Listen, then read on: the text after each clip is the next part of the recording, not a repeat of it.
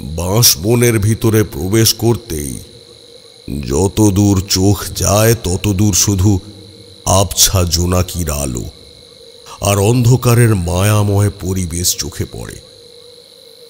সেই সঙ্গে আমার গতিপথ অনুসরণ করে এক অতৃপ্ত ছায়া এগিয়ে চলেছে ম্লেচ্ছ রাজবংশের পিছুটান থেকে মুক্ত হতে। থাম! এই উচ্ছিষ্ট হাড়গোড় ছিটিয়ে পড়ে থাকা নোংরা পচনশীল স্থান তোর সাধনার আখড়া, তাই তো? হ্যাঁ, আর তুই নিজে মরণের তাগিদে এখানে আমায় টেনে এনেছিস।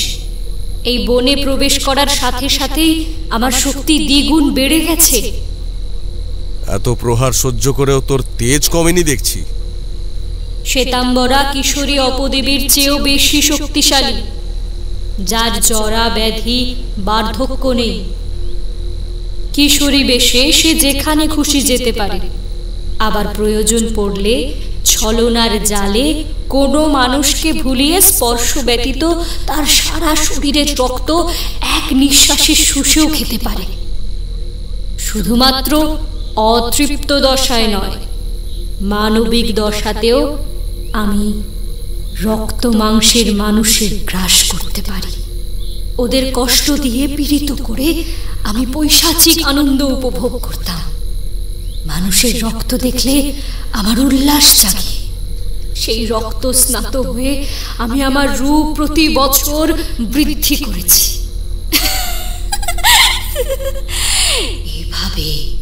এভাবে যে রাজসভায় কত দাসী রাতারাতি হারিয়ে গিয়েছে তার হিসেব পর্যন্ত নেই। এই রূপ পিশাচিনীর কাছেও পরিত্যাজ্য।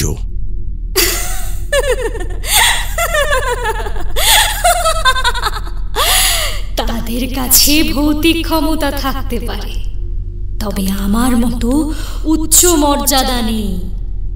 তোর মাথায় ওই প্রবালের মুকুট থেকে থেকে উজ্জ্বল হয়ে উঠছে, যেন কোনো অভিসন্ধির ইঙ্গিত।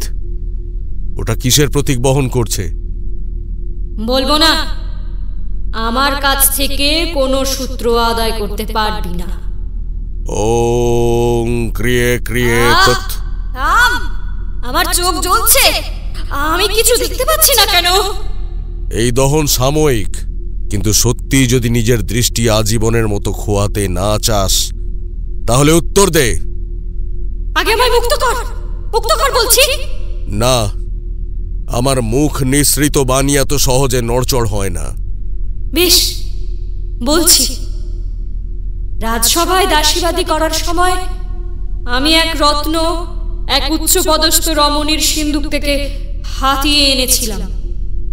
তবে ঋষিবরের কাছ থেকে অভিশপ্ত হবার ক্ষণে জীবনের আগের মুহূর্ত পর্যন্ত যে সমস্ত পাপ করেছি তারা একে একে অলংকারের রূপে আমায় ঘিরে ধরে। দুহাতে স্বর্ণ কঙ্কন কিসের ইঙ্গিত? রাজার আদেশ অনুসারে একবার তার গাত্রমার্জনের সুগন্ধি তৈল প্রস্তুত করার দায়িত্ব আমার ওপর ন্যস্ত হয়েছিল। তবে সঠিক সময়ে অতিবাহিত হবার পরেও আমি সেই কর্ম সম্পাদন করতে অক্ষম থাকায় রাজামশাই আমাকে শাস্তি দিতে উদ্যত হল। তখন আমি এক বোবা দাসীর কাঁধে সেই দায় চাপাই। আর সেই দিন ওই মুহূর্তে কর্মের অক্ষমতার জন্য রাজামশাই গলিত স্বর্ণের মধ্যে তার দুই হস্ত প্রবেশ করান। সেই অভাগী পঙ্গু হয়ে রয়।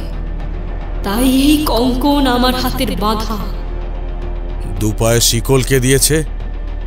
বাগানে ভ্রমররত হরিণকে দেখে তার স্বাধীন জীবন নিয়ে বহু হিংসা জেগেছিল। তাই অন্য কিছু না ভেবে সেই অবাধ গতি কেড়ে নেবার জন্য আমি তার 4টি পা কেটে শকুনকে খাইয়েছিলাম। আর তাই এই শিকল আমার গতি রোধ করে। তাহলে বুকের সামনে এত থরে থরে সাজানো মোহর, এটা কোন সৌভাগ্যের প্রতীক? রাজার আমলে নিজে সুখ স্বাচ্ছন্দ্যে থাকার অভিলাষে আমি বহু মানুষের কেনা বেচা করেছি। তাদের মধ্যে থেকে যারা পরবর্তীতে সত্যি একটু সুখের মুখ দেখেছে, তাতে আমি একটু একটু করে ভার মুক্ত হয়েছি। আর যারা আরো অন্ধকারে তলিয়ে গেছে, তাদের জন্য ঠিক যেই মূল্যে তাদের বিক্রয় করেছিলাম সেই মোহরগুলো একটু একটু করে আবার আমার ওপর চেপে বসছে, আমার বক্ষ পিঞ্জরকে ক্রমশই আঘাত করে চলেছে। এবার বল। না, আজ আর নয়। জন্মাবধি একদিনে আমি কেবলমাত্র 4টি কাজ করে এসেছি, তাই তোর ক্ষমতার কাছে নত হয়েও আমি ঠিক 4টে প্রশ্নেরই উত্তর দিয়েছি। ঠিক আছে, ঠিক আছে, চলে যা। অমাবস্যার রাতেই তোর বধ নিশ্চিত।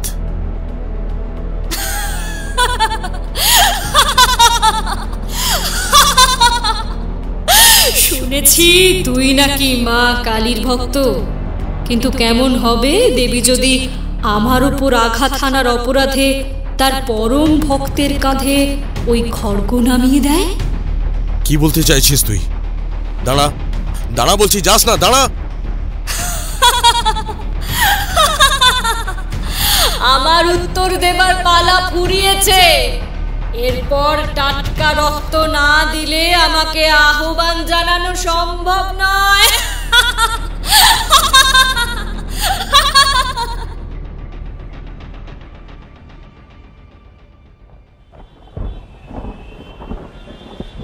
মেঘাচ্ছন্ন শ্রাবণের রবিবার। এরই মাঝে আমি আর কিশোরী গল্প করতে করতে এগিয়ে চলেছি মঠ লেনের উদ্দেশ্যে। যাবার পথে গরম গরম তেলে ভাজা তৈরি করতে দেখে কিশোরী 4টে বেগুনি আর ফুলুরি সঙ্গে নেয়। বিভূতি, আমরা ঠাকুর মশাইয়ের কাছে যে সমস্ত অলৌকিক অথবা আধিভৌতিক ঘটনার কাহিনী শুনেছি, তাতে এইটুকু স্পষ্ট হয়ে গিয়েছে যে ঈশ্বর চাইলে তার ক্ষমতা বলে যে কোনো অতৃপ্ত শক্তি বা আত্মাকে চোখের নিমেষে মুক্তিও দিতে পারেন, আবার চিরকালের মতো আবদ্ধ করে রাখতেও সম্ভব। কিন্তু এমন তো কখনো শুনিনি যে ঈশ্বরের সেবায় লাগে এমন বস্তু অথবা দ্রব্য নিজেই অশুভ শক্তির আধার হয়ে সমস্ত শুভ কাজে বিঘ্ন ঘটায়। তা বলে কি এই কাজ কখনোই ওদের দ্বারা সম্ভব নয়? কিশোরীর প্রশ্নটা শোনার পর আমি খানিকটা মাথা চুলকে বলে উঠি, যার আশেপাশে থাকলে নিজের ক্ষতি সাধিত হতে পারে বোধ করি, তার চারিদিকে সুস্থ সবল মানুষ থেকে শুরু করে পাগল পর্যন্ত কেউ সজ্ঞানে থাকতে স্বচ্ছন্দ বোধ করবে না কিশোরী। বলা বাহুল্য, কিশোরীর এত সংক্ষিপ্ত উত্তর মোটেই মনোপুত হয়নি। তাই ও কিছু বলতে যাবার আগেই আমি বলে উঠি, ওই দেখো, কথা বলতে বলতে একেবারে ঠাকুর মশাইয়ের বাড়ির কাছাকাছি এসে উপস্থিত হয়েছি। তোমার এই অদ্ভুত কৌতূহলটা এবার ওনার জন্যই তোলা থাক। কিশোরীও মৃদু হেসে পায়ের গতি বাড়ায়। এরপর দাওয়ায় উঠে দরজার কড়া নেড়ে জিজ্ঞাসা করে, ঠাকুর মশাই, বলি ও ঠাকুর মশাই বাড়িতে আছেন নাকি? ও কাকা বাবু, আপনারা আসুন, ভিতরে আসুন। ভালো আছো চারি? হ্যাঁ, আপনারা এখানে বসুন। বাবা মশাই বিশ্রাম করছেন, আমি এক্ষুনি ভিতরে গিয়ে ওনাকে জানাচ্ছি। তার আর কোনো প্রয়োজন নেই। চারির দরজা খোলার শব্দ পেয়ে ঠাকুরমশাই ধরেই নিয়েছিলেন এই সময় তার গৃহে অতিথি বলতে আমরা দুজনই আসব। তাই নিজে থেকে শয্যা ত্যাগ করে এই ঘরের বিছানায় বসে গা এলিয়ে দেন। এটা ধরো, সকলের মধ্যে ভাগ করে দিও এটা। আচ্ছা। চারি তেলে ভাজার ঠোঙাটা নিয়ে ঘর থেকে প্রস্থান করতেই কিশোরী উৎসুক কণ্ঠে বলে ওঠে, ঠাকুরমশাই, আপনার কাছে আমার একটা জিজ্ঞাসা রয়েছে। তা বেশ তো, বলো কি জানতে চাও? আপনার কথিত প্রতিটি কাহিনীর মাঝে মা কালী অথবা অন্যান্য দেবদেবীদের কৃপাদৃষ্টির দ্বারা আজ পর্যন্ত বহু ঘটনার শুভ সমাপতনের দৃষ্টান্ত উপলব্ধি করেছি, কিন্তু এমন ঘটনা কি আপনি নিজের চোখে কখনো প্রত্যক্ষ করেছেন যেখানে ঠাকুরমশাই রূপে পুজো দিতে গিয়ে দেখলেন দেবীর আশেপাশে ঘুরছে অশুভ শক্তির যোগ, অথবা দেবীর পূজায় অবশ্যম্ভাবী প্রয়োজনীয় কোনো বস্তু একটা অভিশপ্ত দ্রব্য? ঠাকুরমশাই কিশোরীর সম্পূর্ণ বক্তব্য শোনার পর চোখ বন্ধ করে কি যেন ভাবতে আরম্ভ করলেন। হয়তো এর মাধ্যমে অতীতের কোনো রোমাঞ্চকর স্মৃতির খণ্ড খণ্ড উপাখ্যান ক্রমানুসারে সাজিয়ে নিচ্ছিলেন। কি হলো? তুমি তো রাতের পূর্বে কখনো শয়নকক্ষে প্রবেশ করো না। তাহলে আজ হঠাৎ এমন কি প্রয়োজন পড়ল যে দীর্ঘ 20 বছরের দাম্পত্য জীবনে কর্মের বদল ঘটল? ওই পিলসুচটা নিয়ে কি করবে কিছু ঠিক করেছো? এতে এত ভাবার কি আছে? ওর আবহে যখন বাড়ির ত্রিসীমানায় কালযোগ রচিত হয়েছে, তখন একজন ভালো ঠাকুরমশাইকে ডেকে ওর গাত্রবন্ধন সম্পূর্ণ করে ওটা আমাদের নিচতলার অব্যবহিত একটা আলো বাতাসহীন কক্ষে ফেলে রাখলেই হয়। জনমানবের সান্নিধ্য না পেলে কাকেই বা ভয় দেখাবে, আর আমাদের হাত থেকেই বা পালাবে কেমন করে? তোমার এখনো মনে হচ্ছে ওই বস্তুটার স্বইচ্ছায় এ বাড়ি থেকে অন্য কোথাও হারিয়ে যেতে পারে? অযত্নে রাখলে জলজান্ত মানুষ পর্যন্ত উধাও হয়ে যায়, আর এটা তো একটা প্রাণহীন নির্জীব বস্তু। আগাগোড়া ভুল ভাবছো তুমি। ও আমাদের জীবনের মাঝখানে এমন করে চেপে বসতে চাইছে যাতে এই বাড়ির মানুষগুলোর সাথে আমাদের সম্পর্কের সমীকরণটা নষ্ট হয়ে যায়, বুঝেছো? লক্ষ্মীটি, তোমায় আমার মরা মুখের দিব্যি রইল। আরে ভর সন্ধেবেলায় এসব কি শুরু করলে? আমাদের তো কোনো কিছুর অভাব নেই, বলো? কোনো কিছুর অভাব নেই আমাদের। তাহলে কেন শুধুমাত্র লোভের বশবর্তী হয়ে নিজের হাতে দাঁড় করানো এই বিশাল রাজ্যপাটটা নষ্ট করছো? আচ্ছা, যেই বস্তুটা কিনে আমি নিজে ঠকে গিয়েছি, সেই বস্তুটা আমি অন্য কাউকে বিক্রি করব কেমন করে? এর বৈশিষ্ট্য সম্পর্কে জানলে সকলেই এর প্রতি অনীহা প্রকাশ করবে। কিন্তু আমরা তো নির্দোষ। হ্যাঁ, আমরা যদি নির্দোষ হই তাহলে আমরা নিজেদের বাঁচার জন্য এইটুকু যদি মিথ্যাচার করি, তাহলে সেটা কি ধর্মে সইবে না? এতে ক্রেতার সাথে আমার বিশ্বাসের সম্পর্কে ছেদ পড়বে। ওরা বুঝে যাবে আমি কেবলমাত্র অর্থের জন্য কাউকে কোনো সতর্কতা না দিয়ে মানুষ খুন করার অস্ত্র তুলে দিয়েছি। তাহলে এক্ষুনি ওটাকে নদীতে ফেলে দিয়ে এসো। নিয়তির বেড়া জালে যে ওটা কুড়িয়ে পাবে, অমোঘ দুর্ভাগ্য শুধু তারই প্রাপ্য। অসম্ভব। এর পেছনে আমি যথেষ্ট মোহর ঢেলেছি। এখন শেষ সময়ে অতৃপ্ত তেজ সামাল দিতে পারবো না বলে ওটা ত্যাগ দেব? সাধক দক্ষের কথা মনে করো তো। উনি একবার এই গৃহে পদার্পণ করে একটা ভবিষ্যৎবাণী করে গিয়েছিলেন। মনে আছে তোমার? কি বলেছিলেন উনি, মনে আছে? উনি বলেছিলেন সংযমের অভাবে একদিন এই অট্টালিকা মৃত্যুপুরীতে পরিণত হবে। তখন তো তাকে ভণ্ড বলে দূর করে দিয়েছিলে। দেখলে তো, অচিরেই যে তুমি নিজে সেই পথে হেঁটে চলেছ, তা কি এবার তুমি বুঝতে পারছো? আমি নিরুপায়। ব্যবসায় যে হারে মন্দা লেগেছে, তাতে নিজের অর্থে ক্রয় করা কোনো বস্তুর থেকে লাভ তোলার পরিবর্তে সেটা ধ্বংস করা আমার পক্ষে বড়ই কঠিন হয়ে দাঁড়িয়েছে। কিন্তু আমার মন বলছে পিলসুচটা এখান থেকে বিদায় হলেই আমাদের সুবর্ণ দিনগুলো আবার ফিরে আসবে। হ্যাঁ গো। তাহলে ওকে কিছুদিন অন্যত্র সরিয়ে ফেলা যেতে পারে। কিন্তু তাতেও তো ওর আশেপাশে কোনো জীবন্ত মানুষ প্রয়োজন হবে। এই বাড়ির সকলে ওর ভৌতিক কার্যকলাপে এমনভাবে কাঁটা হয়ে রয়েছে, তাতে একাকী কেউ ওর সাথে রাত্রি যাপনে সম্মত হবে বলে আমার মনে হয় না। কোনো আত্মীয়ের বাড়িতে প্রেরণ করলে কেমন হয়? কার কথা ভাবছো? এদিকে তাকাও। আমার মাথায় একটা বুদ্ধি এসেছে, তবে সেটা বাস্তবায়িত করার জন্য তোমার একটু সাহায্য চাই। বলো, তুমি যা বলবে আমি সব করতে প্রস্তুত। ওই পিলসুচটা তুমি তোমার যমজ বোনের শ্বশুর বাড়িতে পাঠানোর ব্যবস্থা করো। বোনের বাড়িতে? দেখো, সনকা বিয়ে হয়ে ওই বাড়িতে যাওয়াই স্তক। আমরা তো কখনোই ওর সাথে ভালো করে কথা পর্যন্ত বলিনি। আর আজ এত মূল্যবান একটা সামগ্রী ওর হাতে তুলে দিতে চাইলে ওর মনে তো স্বাভাবিকভাবেই সন্দেহ জাগবে। আর তাছাড়া নিজের বিপদ দূর করতে এসবের মধ্যে ওকে টানাটা কি ঠিক হবে?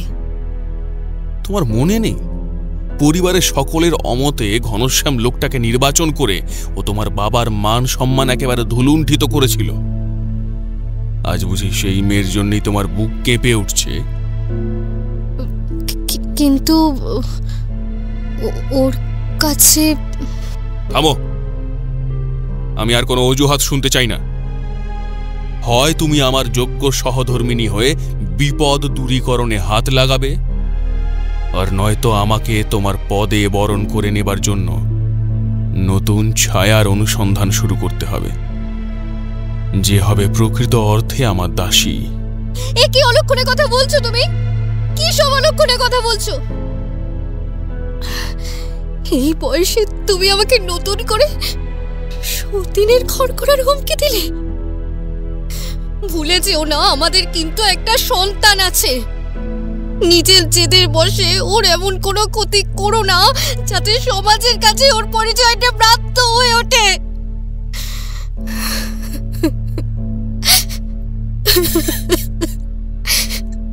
পুরুষ মানুষের কাছে তো সবসময় নতুন জিনিসের কদর বেশি, তাই না?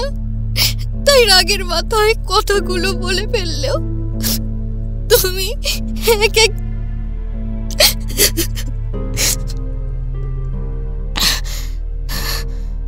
তুমি যে এক কথার মানুষ, ওই কথাটা মনে করেই যে আমার বুকের মধ্যেটা কেমন অনেক যন্ত্রণার মোচড় দেয়।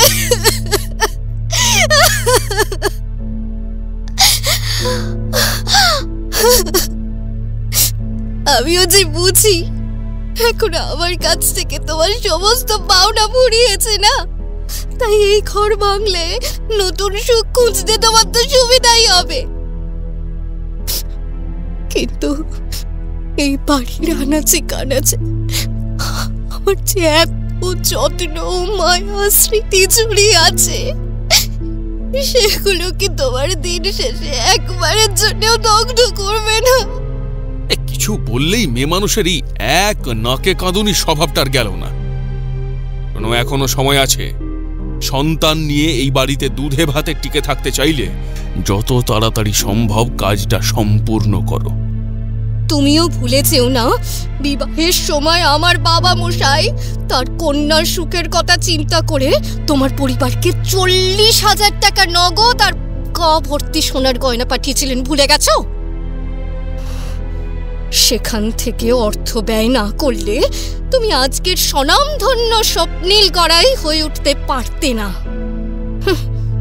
ফলত আজ যদি এই বাড়িতে আমার অথবা আমার সন্তানের বিন্দুমাত্র অবমাননা হয়, তবে সেই সমস্ত অর্থ আমি সুদ সমেত তোমার কাছ থেকে উসুল করে নেব, কথাটা মনে রেখো।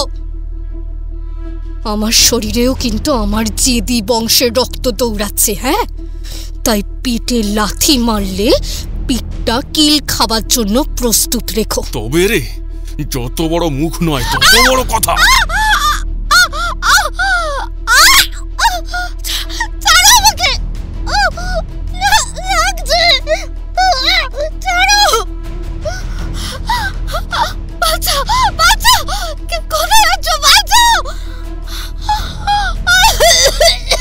আজকেই তোর গলা টিপে তোকে শেষ করে ফেলবো।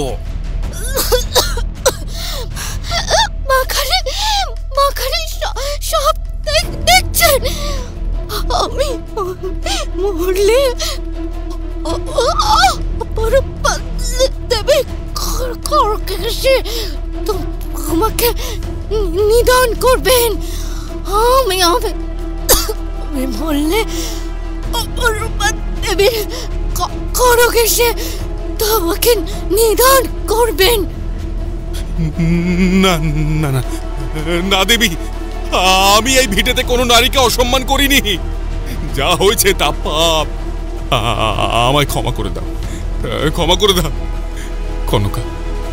আমি তোমার পায়ে পড়ছি, আমাকে ভুল বুঝো না। কি হলো, কি হলো? ভয় পাচ্ছ কেন? এসো, এগিয়ে এসো। মাগো, মাগো, ও আমায় ওর ছলনায় জড়িয়ে এই পাপ করতে বাধ্য করেছে। আমায় ছেড়ে দাও।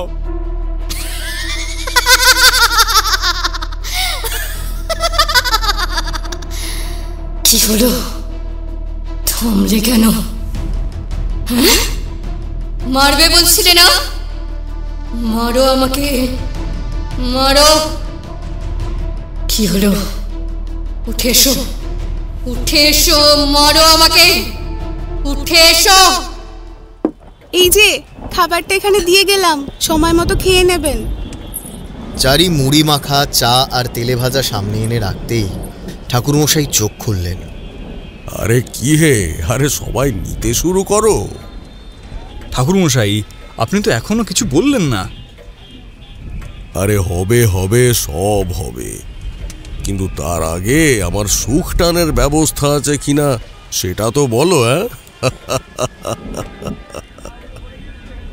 কিশোরী পকেট থেকে পাসিং শোয়ের প্যাকেটটা বার করে ঠাকুরমশাইয়ের দিকে বাড়িয়ে দিতেই খস করে শব্দের সাথে একটা নীলচে আলো জ্বলে ওঠে।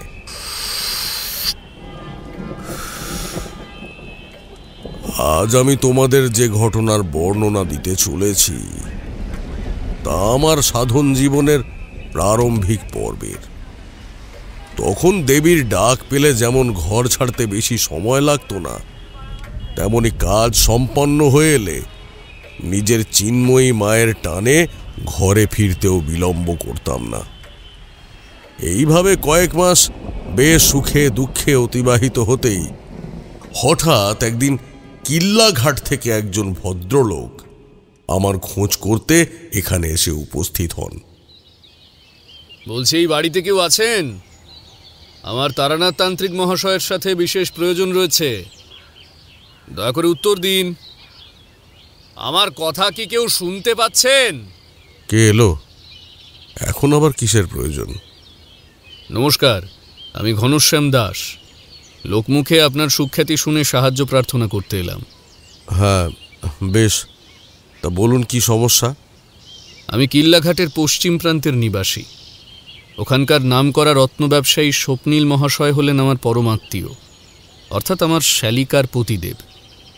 মাঝে বেশ কিছু বছর তাদের সাথে আমাদের কোনো সুসম্পর্ক বজায় না থাকলেও ইদানিং তারা নিজেদের ভুল বুঝতে পেরে আমাদের সাথে সব কিছু মিটমাট করে নিয়েছেন। তবে অভাগার কপালে তো সুখ বেশি দিন সয় না। আমারও হয়েছে সেই জ্বালা। বাড়িতে একের পর এক অঘটন লেগেই রয়েছে।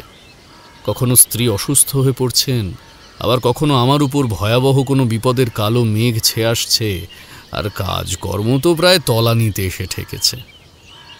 আমি ব্যবসায়িক ক্ষেত্রে একজন শাঁখারি, তাই রোদ জল ঝড় এই সমস্ত পেরিয়ে লোকের বাড়ি বাড়ি গিয়ে শাঁখা পরানোর কাজ করতে হয়।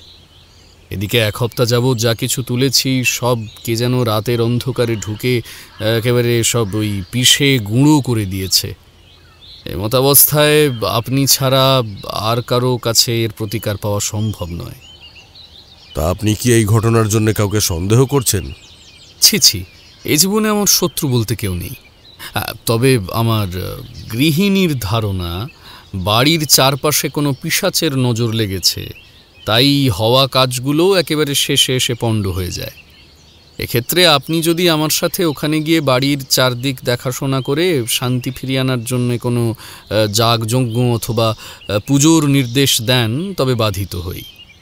জাতিতে আমি বৈশ্য, ধর্মকথাও তেমন জানি না। আপনি যদি নিজের হাতে সবটা গুছিয়ে করে ফেলেন তবে দক্ষিণা বাবদ আমার যা সামর্থ্য তার থেকে খানিকটা বেশি দেবার চেষ্টা করব।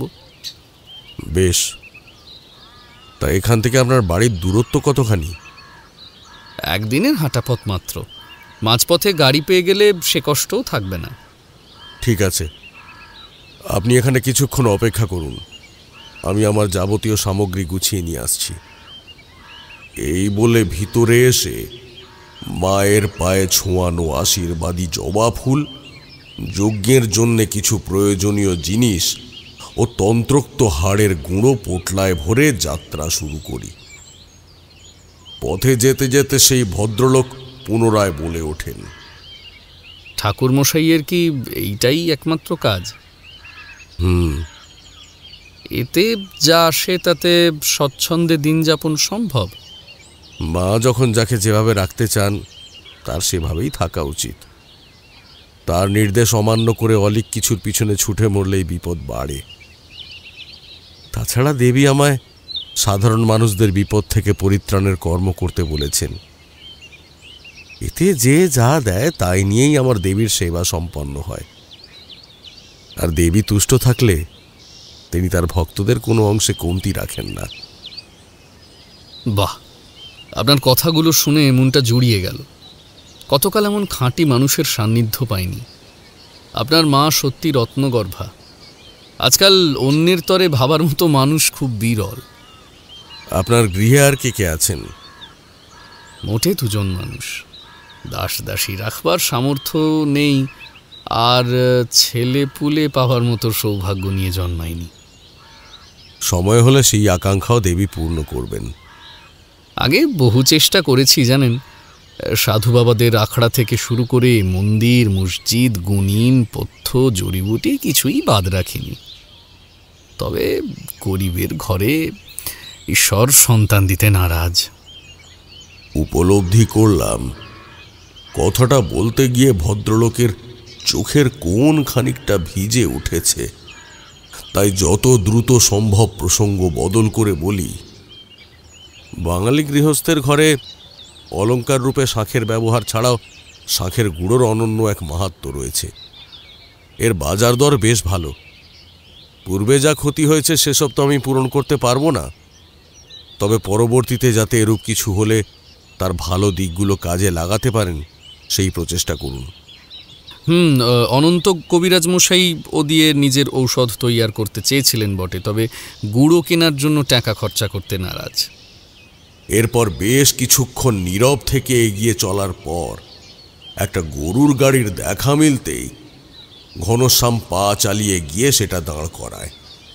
ও দাদা, কিল্লাঘাটের পশ্চিম প্রান্ত পর্যন্ত ভাড়া যাবেন নাকি? আপনারা চাইলেই যাব। বহেন কত দিতে হবে? যা মন চায় তাই দেবেন, আমার কোনো জোর জুলুম নেই। তাও আপনার দরটা শুনি। সাথে করে গেরুয়া বসনধারী সাধক নিয়ে চলেছেন। বাড়িতে নিশ্চয়ই কোনো পূজা পালি রয়েছে। এতেই খুশি হয়ে যা দেবেন মাথা নত করে তাই মঞ্জুর করব। বেশ, ঠাকুরমশাই সাবধানে আসুন।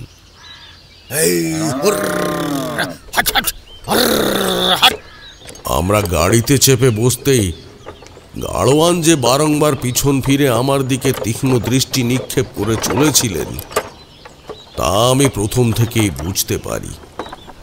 ঠাকুর মশাই, পোটলাটা নামিয়ে আরাম করে বসুন। এত ভয় কিসের? না, এই ঠিক আছে।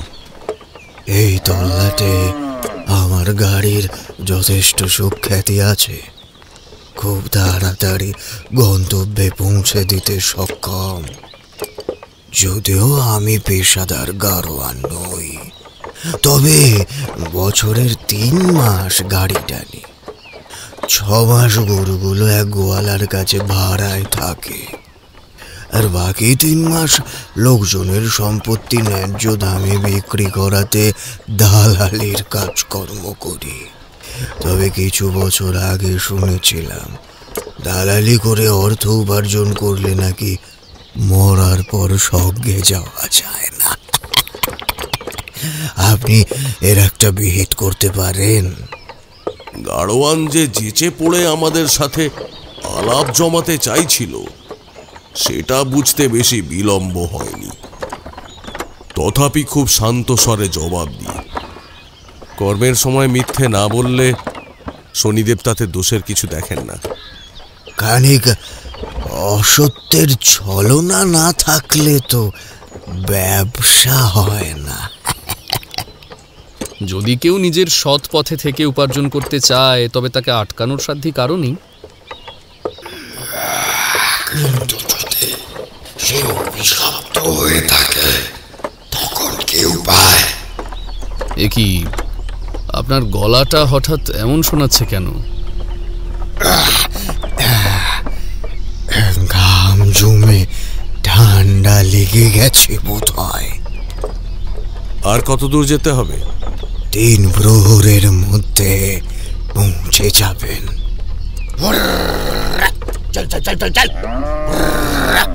আমার মাথাটা কেমন যেন ঝিমঝিম করছে। আপনি একটু বিশ্রাম নিন, আমি পাহারায় আছি।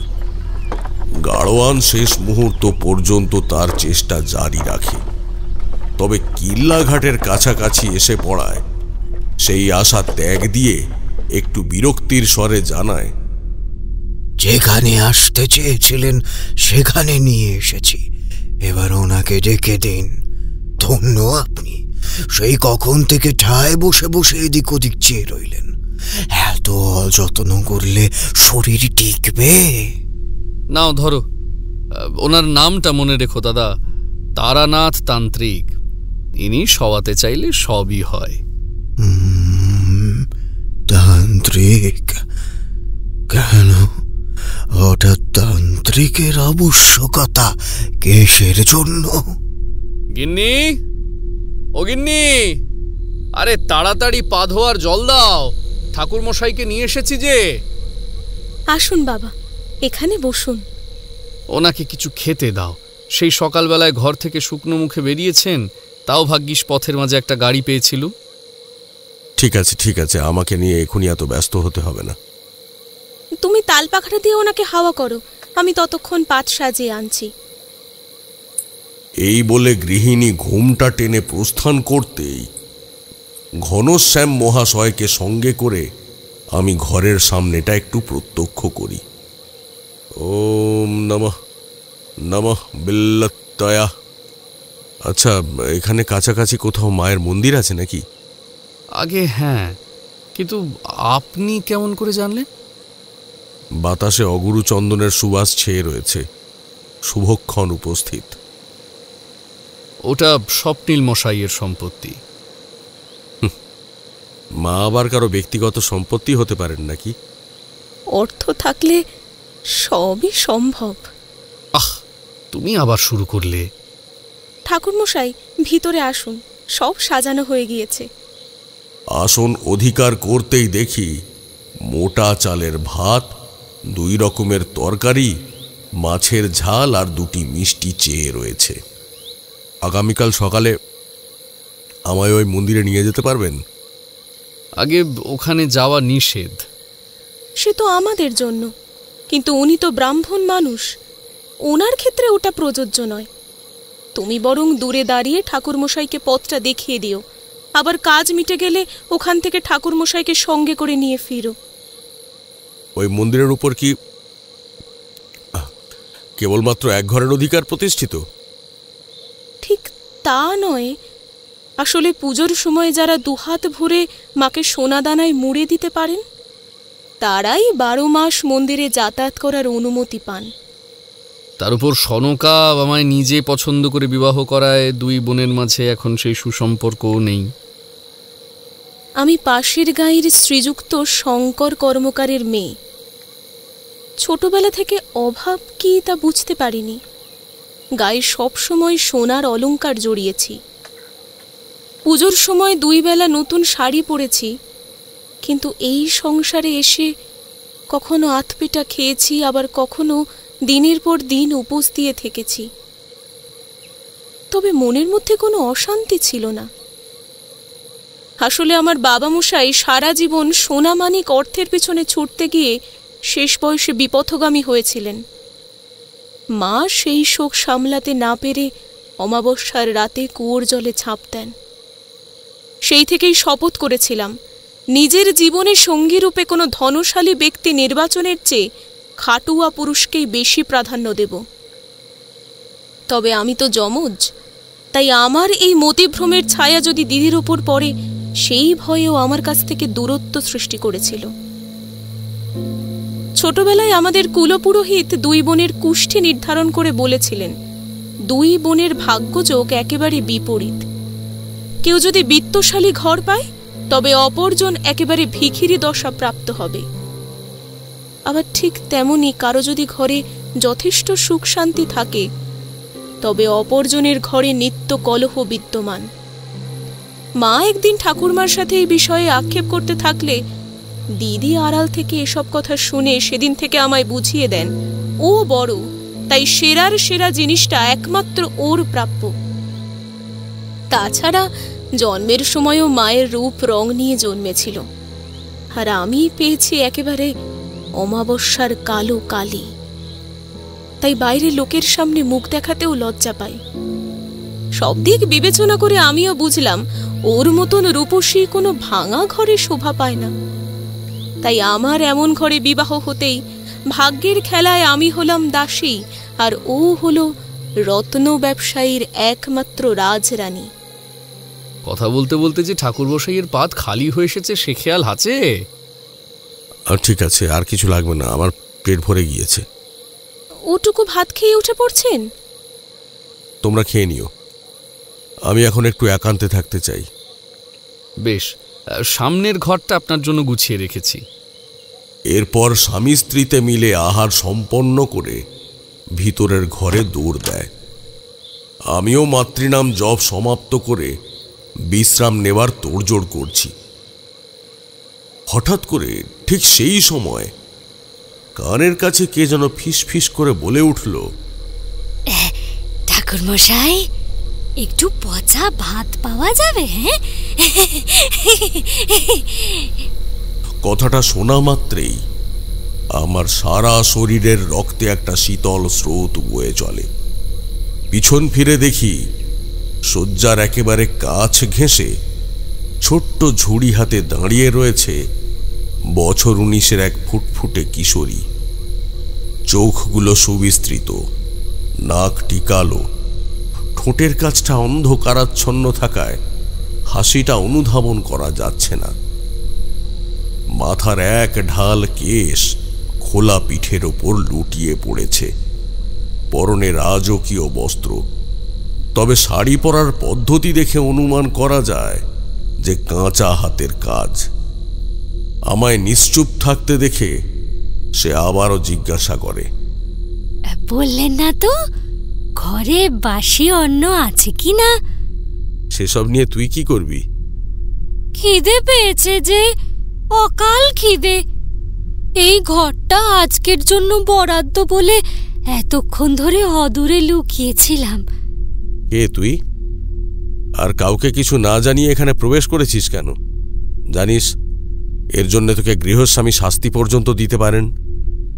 সন্ধ্যাবেলায় এই ঘর থেকে মাছ ভাজার গন্ধ বের হচ্ছিল, তখন সেটা অনুসরণ করে এগিয়ে আসতেই সনকা আমায় কথা দেয় রাতের বেলা ওদের ঘরে খাওয়া দাওয়ার পরে যদি কিছু বেঁচে থাকে তবে আমাকে এক টুকরো মাছ দেবে। কিন্তু ওই বাঁশ বাগানে বসে অপেক্ষা করে থাকতে থাকতে দেখলাম ওর ঘরে নতুন একটা অতিথি এলো।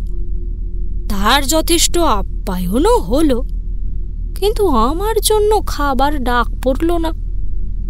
তাই তো ভাত চাইতে এসেছি। ওগুলোকে আটা দিয়ে দলা মেখে যদি বড়শির মুখে গাঁথা যায় তবে মাছ ধরা যাবে। তারপর পাকা রুইয়ের গা থেকে দাঁতের জোরে একে একে সব আঁশ তুলে মাছটাকে 7 খণ্ড করে ভেজে খাবো।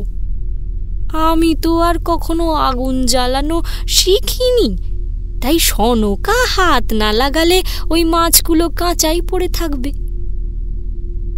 তুই কাদের বাড়ির মেয়ে? রাত বিরেতে কাউকে কিছু না বলে পথে বেরিয়েছিস কোন সাহসে? সাহস বস্তুটা আগাগোড়াই আমার খুব বেশি। এখন আর কোনো মাছ ধরতে হবে না, নিজের ঘরে ফিরে যা। তাহলে সনকাকে একটু ডেকে দিন না, ওর সাথে দেখা করে যাই। ওরা ঘুমোচ্ছে, আগামীকাল আসিস। আগামীকাল পর্যন্ত আমি এখানে না থাকলে দেখা হবে কেমন করে? এ তো আচ্ছা জেদি মেয়ে। সনকার প্রতিজ্ঞা পূর্ণ না হলে আমি যে শান্তি পাবো না। কথাটা বলে সেই কিশোরী কোঁচড় থেকে কয়েকটা ঢিল বার করে ঘনশ্যাম মহাশয়ের দৌড়ে ছুঁড়তে শুরু করে। এইসব কি হচ্ছে? আরে থাম বলছি, থাম। ওগো, বাড়ি থেকে ডাকাত পড়লো। হাসালে বউ, শাঁখারির ঘর খুঁজে 2টো দামি শাড়ি আর রুলি ছাড়া কি বা পাবে যে ডাকাত আসবে? ও বাবা, এ কি বিপদ! দরজাটা যে পারলে ভেঙে ফেলবে। বাইরের ঘরে ঠাকুরমশাই রয়েছেন, অথচ এখনো ওনার কোনো সারা শব্দ পাচ্ছি না। একবার গিয়ে দেখো তো উনি সুস্থ আছেন কিনা। ঘনশ্যাম মহাশয় শয্যা ছেড়ে উঠে আসতেই দরজা খোলার ক্ষণে একটা বড় ইটের টুকরো ওনার কপালের বাম দিকে সজোরে আঘাত করে। রক্ত, চারিদিকে রক্তে ভেসে যাচ্ছে। এ আমার কি সর্বনাশ হলো! এই সনকা, আমাকে খেতে দিবি না? দূর হ মুখপুরি, তখন মায়ার বসে বলেছিলাম রাতে আসিস, যা পারি জোগাবো। তাই বলে আমার স্বামীর কপাল কেটে রক্ত খাবি? বেরিয়ে যাই বাড়ি থেকে, আমি যেন কখনো আর তোর মুখ না দেখি। ভয় নেই, আমি পথ্য দিয়ে দিচ্ছি, উঠে এসে এখানে বসুন। সারা শরীর কেমন আড়ষ্ট হয়ে আসছে। ঠাকুর মশাই, রক্ত যে বন্ধ হতে চাইছে না। আমার খিদে মিটলেই রক্তক্ষরণ বুঝে যাবে। ভালো করে লক্ষ্য করতেই টের পাই সেই কিশোরীর ঠোঁটের কোনায় তখন সত্যি সত্যি একটা লালচে আভা দেখা দিয়েছে, আর ওর ওষ্ঠ ক্রমাগত ওঠানামা করছে, যেন মুখগহ্বরের ভিতর কোনো খাবার বেশ তৃপ্তি সহকারে জিহবা দ্বারা চেটে নিচ্ছে। ওকে বাঁচাতে চাইলে আজ রাতে আমাকে শূন্য হস্তে ফিরিয়ে দেবেন না? কি চাস? তার আগে সত্যি করে নিজের পরিচয় দে। আমি শ্বেতাম্বরা। তার মানে তো বাঁশবাগানের মাগো, মা কালী। উজ্জ্বল রক্তচক্ষু বিশিষ্ট সেই কিশোরীর পরিচয় পাবার পর সনকা তার কথাটা অসমাপ্ত রেখে জ্ঞান হারায়।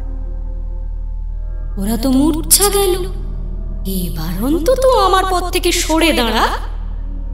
নমঃ তদ ওং কারণং।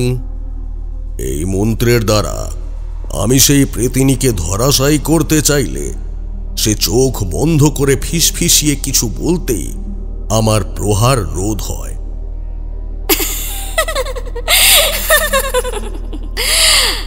আজ রাতে আমার কাছে তোর শক্তি কাজ করবে না। একবার যখন রক্ত পেয়েছি, তখন এই গ্রামের ওপর রাজত্ব ফলানোর পথ যথেষ্ট সুগম হয়ে এসেছে। একটা একটা করে পরিবারের ওপর আমার ভয়াল দৃষ্টি নিক্ষেপ করব। তারপর সবটুকু শ্মশান হয়ে এলে এখানে পৈশাচিক জীবের বসবাস শুরু হবে। আমি বেঁচে থাকতে এই কল্পনা কখনো বাস্তবায়িত হতে পারে না। সে কারণেই তো তোকে মরতে হবে। জেগেছে দেখো মাতঙ্গ প্রলয় শ্বেতাম্বরার ডাকে, এদিক ওদিক দেহ পুড়ছে শ্মশান ঘাটের তটে। দাও দাও দাও জ্বলছে চিতা, উড়ছে শকুন চিল। আমার তরে বন্দি ছিল 100 মোহর খিল। গলিত সোনা চণ্ড খুলি দেবীর নাকি প্রিয়। আয়রে মা তোর প্রেত জনিতে তন্ত্র সাজিস ভালো। ক্রিং টা ওং শরণ্যে। এরপর সেই মন্ত্রে আমার চারিদিকে অগ্নি প্রজ্বলিত হলে আমি করজোড়ে অগ্নিদেবকে স্মরণ করতেই সেই অগ্নি চোখের নিমেষে নির্বাপিত হয়। কেমন করে সম্ভব? আমার বিদ্যের জোরে আমি যাকে আহ্বান জানালাম সেভাবে আমাকে ত্যাগ করে দিতে পারে না? ফিরে আসুন, ফিরে আসুন। সবই ভাবে বাতাসে মিলিয়ে যাচ্ছে কেমন করে? হ্যাঁ, এরপর আমি মাতৃনাম স্মরণ করে নিজের বাম হস্তে একটি নরখুলি উপস্থাপিত করলে শ্বেতাম্বরাকে প্রলোভন দেখানোর অছিলায় বলে উঠি, এতে যে রক্ত রয়েছে তা সুধা রসের সমতুল্য। তোর সাথে আমার ব্যক্তিগত ক্ষেত্রে কোনো বিবাদ নেই, তাই আমি চাইলেই তোকে এই অমৃত প্রদান করতে পারি। খাবো খাবো, ওতে যে মায়ের কৃপা পাওয়া যায়। দে দে, আমাকে ওই খুলিটা দে, আমাকে দে। দেব, তবে আমার একটা শর্ত রয়েছে। আবার কি শর্ত? তোকে আমায় অনুসরণ করে আরো অন্ধকার পথে এগিয়ে যেতে হবে। অন্ধকার? অন্ধকার তো আমার বড় প্রিয়। তাহলে এগিয়ে আয়। ধৈর্য ধরে রাখতে পারছি না। চল চল চল চল চল চল চল। এই দেখ, আরো রক্ত পেতে চাস? দে দে দে দে দে না, দে দে দে দে দে আমাকে রক্তে ভাসিয়ে দে, আমাকে রক্তে ভাসিয়ে দে।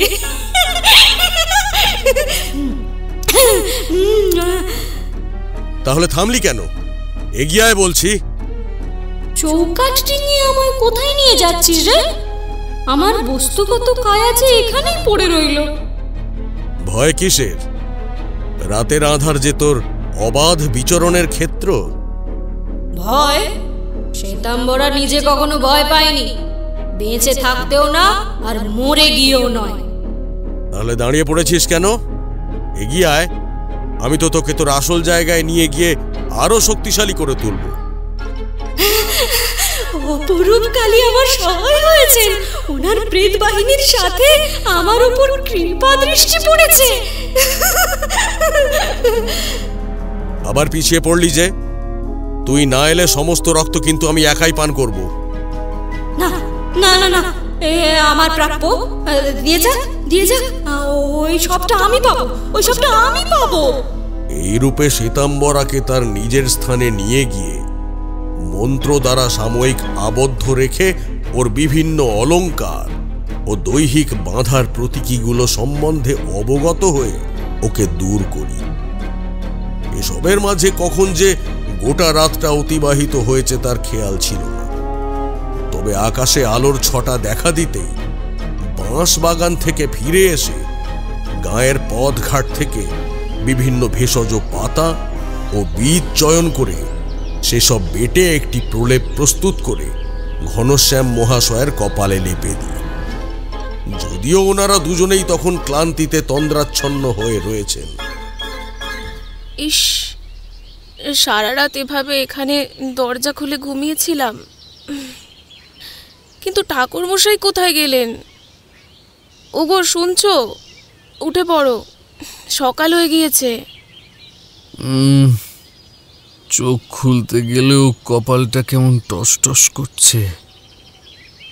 গতকাল রাতে ওই বাঁশবাগানের প্রেতিনী এই বাড়িতে এসেছিল, কিন্তু তারপর যে কি হলো সেসব আর মনে পড়ছে না। আমিও মাথায় আঘাত পাওয়ার পর কি থেকে কি শুনেছি তার সবটা খেয়াল নেই। তবে এই সবুজ বর্ণের চ্যাটচ্যাটে জিনিসটা এলো কোথা থেকে? ওহ, কি উগ্র গন্ধ! ওটা মুছবেন না। আর এখন কয়েকদিন দুবেলা করে গরুর দুধ ও ফল খাবেন, এতে শরীরে হারানো বল ফিরে আসবে। ঠাকুরমশাই, আপনি রাতের বেলা কোথায় গিয়েছিলেন? রাতটা বাঁশবাগানেই ছিলাম, ভোর হতে এখানে ফিরেছি। ও আপনাকে বাঁচিয়ে রাখলো? সাধারণত অধিক পানে গেলেই তো এখন প্রাণ বিসর্জন দিতে হয়।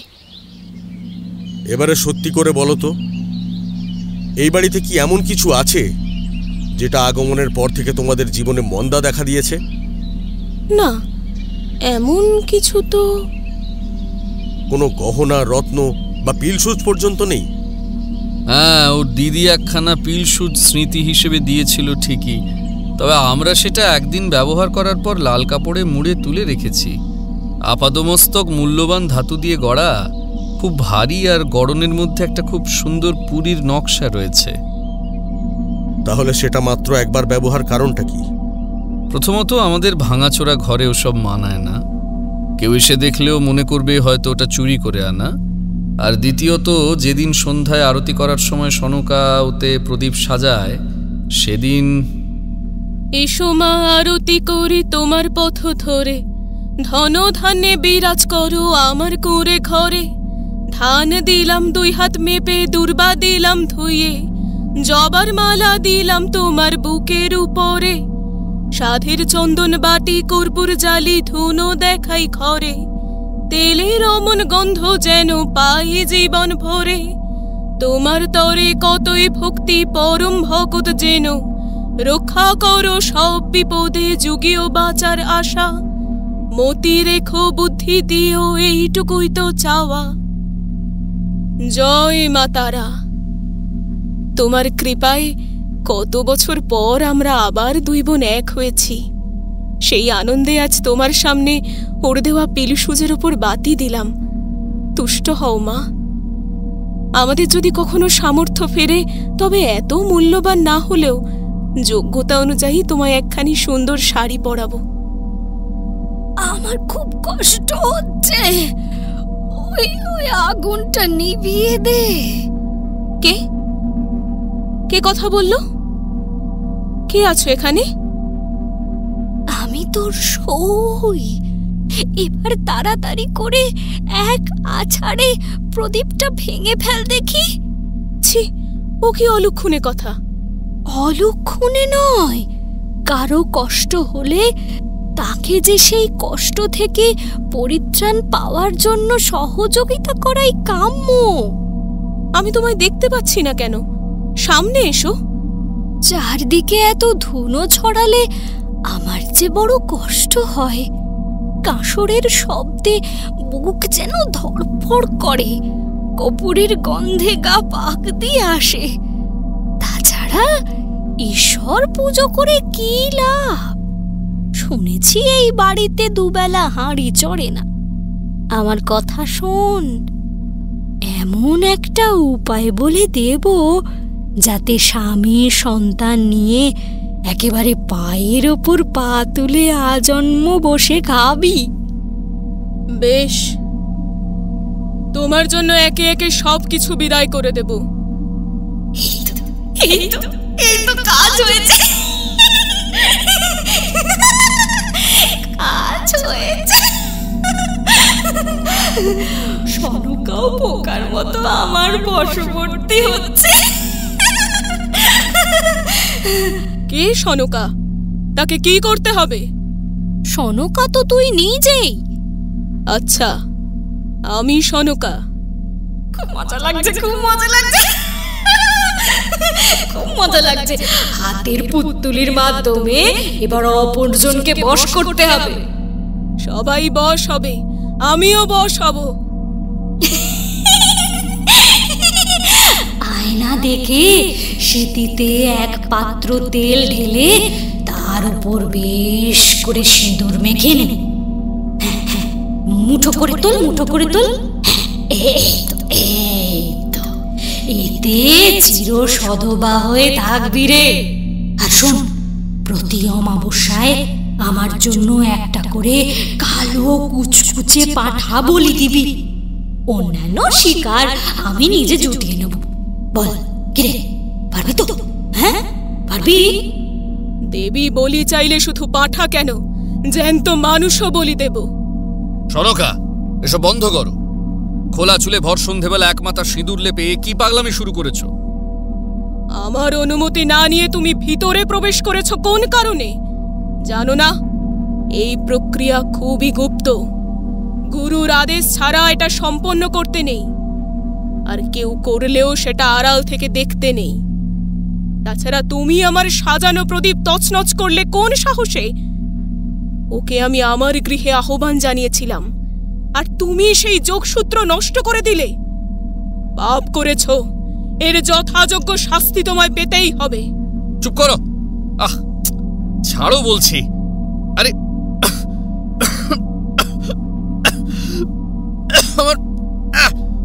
আমার কষ্ট হচ্ছে সনকা, আমি শ্বাস নিতে পারছি না।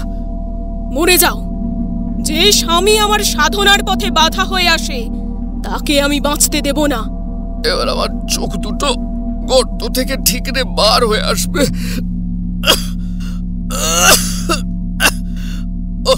না, আজ তোমায় মেরে রক্ত দিয়ে স্নান করব। অবেলায় গায়ে পুকুরের জল ছোঁয়ালে আমার শরীর শিরশির করে, তার চেয়ে তপ্ত রক্ত ঢাললে বেশ আরাম পাওয়া যায়। অনেকক্ষণ ধরে সহ্য করেছি, কিন্তু আর নয়। কি হয়েছে? আমি কি কোনো ভুল করেছি? তুমি আমায় মারলে কেন? তোমার সাথে আমার কোনো বিবাদ ঘটেনি, তবে তোমার মধ্যে যে প্রবেশ করেছিল এই শাস্তিটা তার জন্যে। আমি তো কিছুই বুঝতে পারছি না, একটু খুলে বলো না আমি কি করেছি। না সনকা, তোমার দ্বারা কোনো ত্রুটি সংঘটিত হয়নি, তবে এই গৃহে আমার সামর্থ্যের ঊর্ধ্বে কোনো বিলাসবহুল সামগ্রী ব্যবহৃত হোক সেটা আমার একেবারেই অপছন্দের। আমি জানি এতে হয়তো তোমার খারাপ লাগছে, কিন্তু তা সত্ত্বেও আমি বলবো এই পিল সুচ তুমি তুলে রাখো। দিদির দেওয়া উপহার হিসেবে অবশ্যই যত্ন করতে পারো, কিন্তু ঈশ্বরের কাছে শুধুমাত্র সেটাই নিবেদন করা যায় যা ক্রয় করার ক্ষমতা গৃহস্বামীর রয়েছে। বেশ, তুমি যেভাবে চাইছো ঠিক তেমনটাই হবে। বেশ, ওই পিল সুচটা এবার আমার সামনে নিয়ে আসুন। ঘনশ্যাম মহাশয় একবার নিজের গৃহিণীর মুখের দিকে তাকিয়ে দ্রুত সেই সামগ্রী নিয়ে এলে আমি পোটলা থেকে সামান্য কিছুটা হাড়ের গুঁড়ো বার করে তা দুহাতের তালুতে ঘষে তারপর সেই মোড়ক উন্মোচনের কাজ শুরু করি। ওং ক্রিং তদ নমঃ। লাল কাপড় সরে যেতেই চোখ পড়ে প্রাচীন মণিমুক্তা খচিত একটি অদৈব পিলসুজ, যার মধ্যে গত রাতের সেই কিশোরী পরীর বেশে সুসজ্জিত রয়েছে। তার মাথায় প্রবাল মুকুট, হাতে স্বর্ণ চুড়ি, পায়ে শিকল দেওয়া, কোমরে কাঁটাযুক্ত বেড়ি ও গলায় থরে থরে সজ্জিত সোনার মোহরের হার। তার হাতের নখগুলো সোনার ন্যায় উজ্জ্বল। ঠাকুরমশাই, কি বুঝলেন? এই সম্পদ ম্লেচ্ছ উপাধিধারী শালস্তম্ভ বংশের এক অভিশাপ বহন করছে। কোনো পুরোহিতকে দিয়ে যাচাই না করিয়ে একে গৃহে স্থান দেওয়া আপনাদের উচিত হয়নি। এই অভিশাপ পাল বংশের কারো রক্ত না পেলে শান্ত হবে না।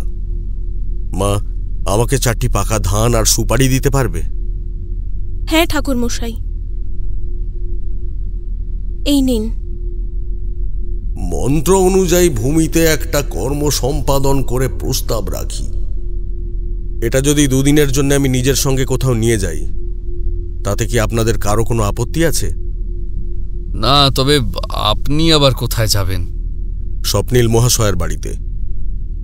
এই বলে পিল সুচটা পোটলায় ভরে ঘনশ্যাম মহাশয়ের দেখানো পথে খালি পায়ে রওনা দিই নতুন কার্যবিধির উদ্দেশ্যে।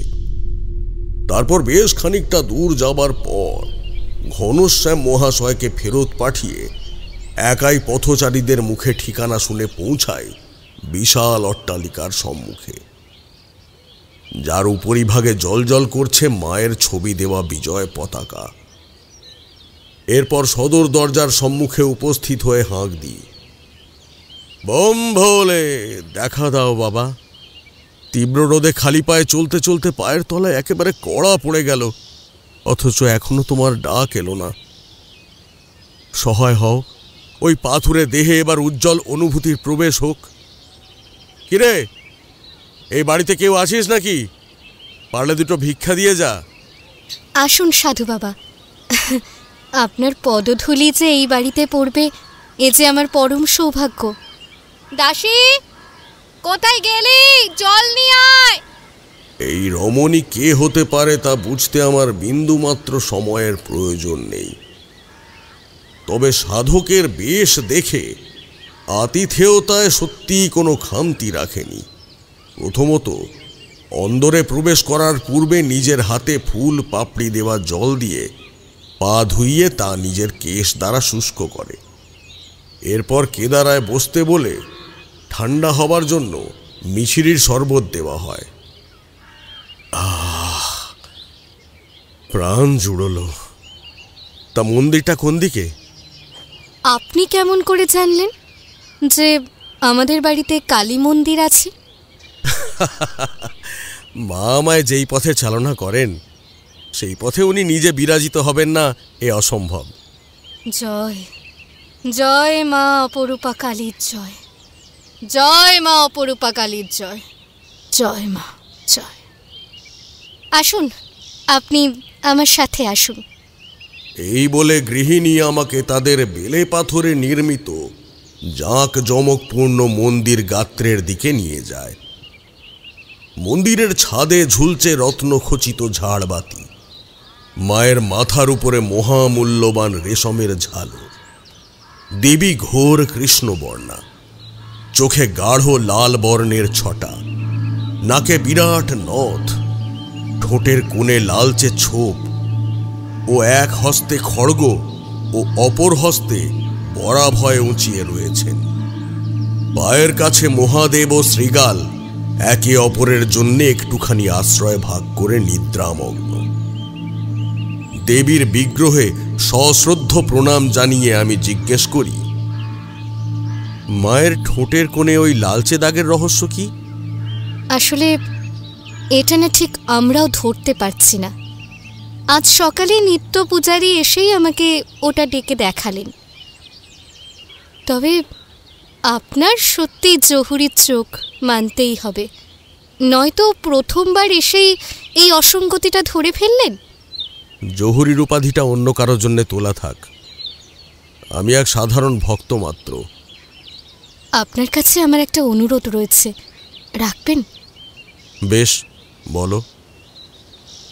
আসলে আমার অনুরোধ এইটাই যে আপনি যদি এই গৃহে ভোজন করে তারপর অন্যত্র যাত্রা করেন, তাহলে কি খুব অসুবিধা হবে? আবার এসবের কি দরকার? ঠাকুরমশাই, মায়ের সামনে দাঁড়িয়ে কিন্তু অন্যকে প্রত্যাখ্যান করতে নেই। বেশ, ব্যবস্থা করো, তবে আমার কিন্তু খুব তাড়া রয়েছে। এই তো, বেশি দেরি হবে না, সব আয়োজন হয়েই গিয়েছে। আপনি ওদিক পানে বসলেই আমরা পরিবেশন শুরু করব। এই রূপে মেঝেতে আসন পেতে আমার দুই দিকে দুই পরিচারিকাকে হাজির করে তাদের বাতাস করার কর্মে নিযুক্ত করা হয়। এরপর মুহূর্তের মধ্যে চোখের সামনে লুচি, মন্ডা, তরকারি, পায়েস দেখে আমিও সেসব তৃপ্তি সহকারে গ্রহণ করার পর ডান হস্ত তুলে মৃদু হেসে বলি, তোদের এই ভক্তি চির অটুট থাক। তবে আমি যে গৃহত্যাগী মানুষ, তোদের মতো সম্ভ্রান্তশালী ব্যক্তিদের তুষ্ট করে কি বা দিতে পারি? আমার বিষয় আশয় কিচ্ছু চাই না, আপনার আশীর্বাদী হাতটা শুধু আমার মাথার উপর রাখুন, আমার তাহলেই চলবে। খুব ভেবে বলছিস তো? কোনো সম্পত্তি চাস না? আমার স্বামীর যা আছে তা সমুদ্রের সমতুল্য, আমার আর কিছুর প্রত্যাশা নেই। তথাস্তু। কিন্তু কোনো গৃহস্থের কাছ থেকে ফাঁকি দিয়ে কিছু গ্রহণ করলে ঈশ্বর যে আমাকে চরম শাস্তি প্রদান করবেন, এই প্রকোপ এড়ানো মুশকিল। তার চেয়ে বরং এই বস্তু তুই নিজের কাছে রাখ, পূজার সময় ব্যবহার করিস। বোম ভোলে। এই বলে পোঁটলা থেকে পিল সুচটা বার করে গৃহিণীর সামনে রাখতেই গৃহিণী সমেত দুই পরিচারিকাও তা দেখে ভয়ে আটকে ওঠে। কে আপনি? এই পিল সুচটা আপনি কোথায় পেয়েছেন? এগো শুনছো? শিগগিরই একবার এদিকে এসো, দেখে যাও অনর্থ ঘটে গেছে। স্বপ্নীল মহাশয় বুকে হাত চেপে ধরে এক দৌড়ে সেখানে উপস্থিত হয়ে ভুরু কপালে তুলে জিজ্ঞাসা করেন, কি হলো? অমন করে তারও স্বরে চিৎকার করছো কেন? ওই দেখো। কনকার মুখ থেকে কথা সরছে না, তাই তর্জনী তুলে সেই সামগ্রী ভয়ে ভয়ে প্রত্যক্ষ করায়। সাধু বাবা, এ আপনার কেমন লীলা? এক সাধারণ গৃহস্থের ঘরে কি ওই দৈবিক বস্তু মানায়? ওর মধ্যে এমন কি আছে যার কারণে তোরা আমার আশীর্বাদ প্রত্যাখ্যান করছিস? ওটা যে মরণের সমান। আর সবটা জেনে শুনেও এমন অভিশপ্ত জিনিস নিজের বোনের হাতে তুলে দেবার সময় তোর হাত কাঁপলো না? আপনি এগুলো কি আবল তাবল বকছেন? আমি তো এসবের কিছুই বুঝতে পারছি না। এখনো সময় আছে, সত্যিটা স্বীকার কর। বললাম তো, ওটা আমি এর আগে কখনো চোখেই দেখিনি। বেশ, তাহলে ও আজ থেকে এই বাড়িতেই থাকবে। না, আমার কারো কোনো দয়ার প্রয়োজন নেই। আপনার সামগ্রী আপনি গুছিয়ে নিয়ে যান। প্রয়োজনে আমরা আপনাকে খানিকটা চাল, গুড়, ফল আর নতুন কৌপিন দিতে পারি। খবরদার! তুই কি আমাকে লোভী মনে করেছিস? কি ভেবেছিস তুই যে মানুষকে ভয় দেখিয়ে আমি স্বার্থ চরিতার্থ করি? যদি তা না হয় তবে আপনি এটা এখানে নিয়ে আসতেন না। হ্যাঁ, আমি স্বীকার করছি, আমি যদি অন্যের ক্ষতি করার জন্য মিথ্যে বলে এটা ঘর থেকে বিদায় করে থাকি, তবে পরবর্তীতে আপনার মতো জ্ঞানী মানুষের হাতে পড়ে এটার সাপ মোচন হবার কথা ছিল। অথবা আপনি এটা মানব জগৎ থেকে দূরে কোথাও নিক্ষেপ করতে পারতেন, কিন্তু সেই পথে না হেঁটে আপনি উল্টে দুই পক্ষের অর্থ হাতিয়ে একটা ব্যবসা ফেঁদে বসলেন। যা বলছিস তার প্রতিটা শব্দের মূল্য তোকে চোকাতে হবে, এই আমি বলে গেলাম।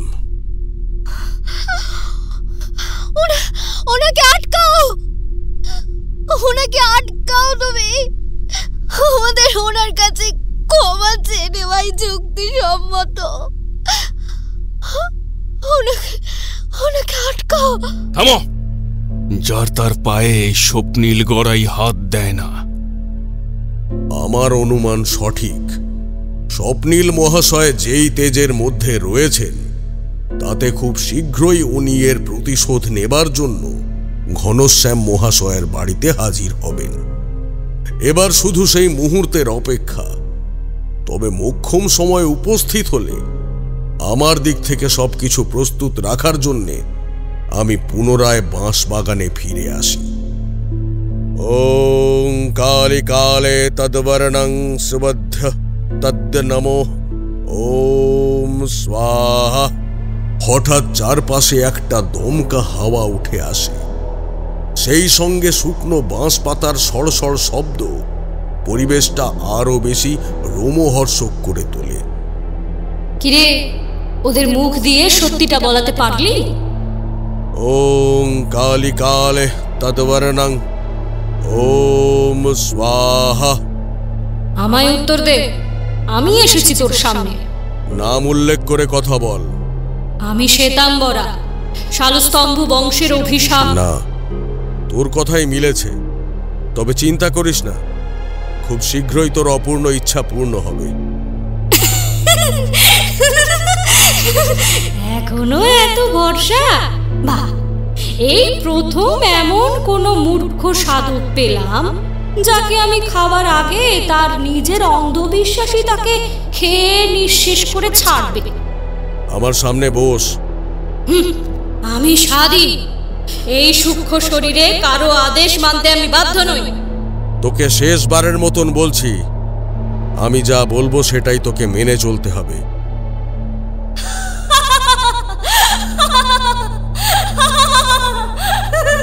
না, কখনো না।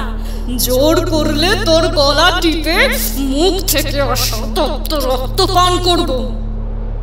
শ্বেতাম্বরা যে এত সহজে আমার বাধ্য হবে না সেটা আমি জানতাম। তাই ওর অট্টহাসির সময় পাশ থেকে একটা বাঁশের কঞ্চি কুড়িয়ে নিয়ে মনে মনে তাতে মন্ত্র পড়ে সেটাকে দৈবিক করে তুলি। দাঁড়া, কোথায় পালাচ্ছিস? এই বিচরণ ভূমি আমার। আমার যেদিকে চোখ যাবে আমি সেদিকে ঘুরে বেড়াবো। যার প্রতি লোভ জন্মাবে তাকে টেনে হিজড়ে এখানে এনে দগদগে ক্ষত করে মারব। তারপর সেই ছিন্ন ভিন্ন দেহটা এক হাতে তুলে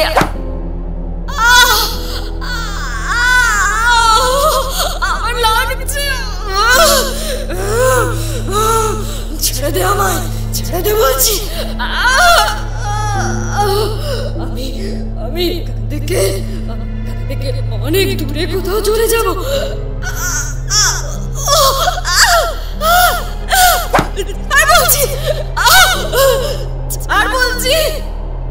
আমার সোজাসুজি বস।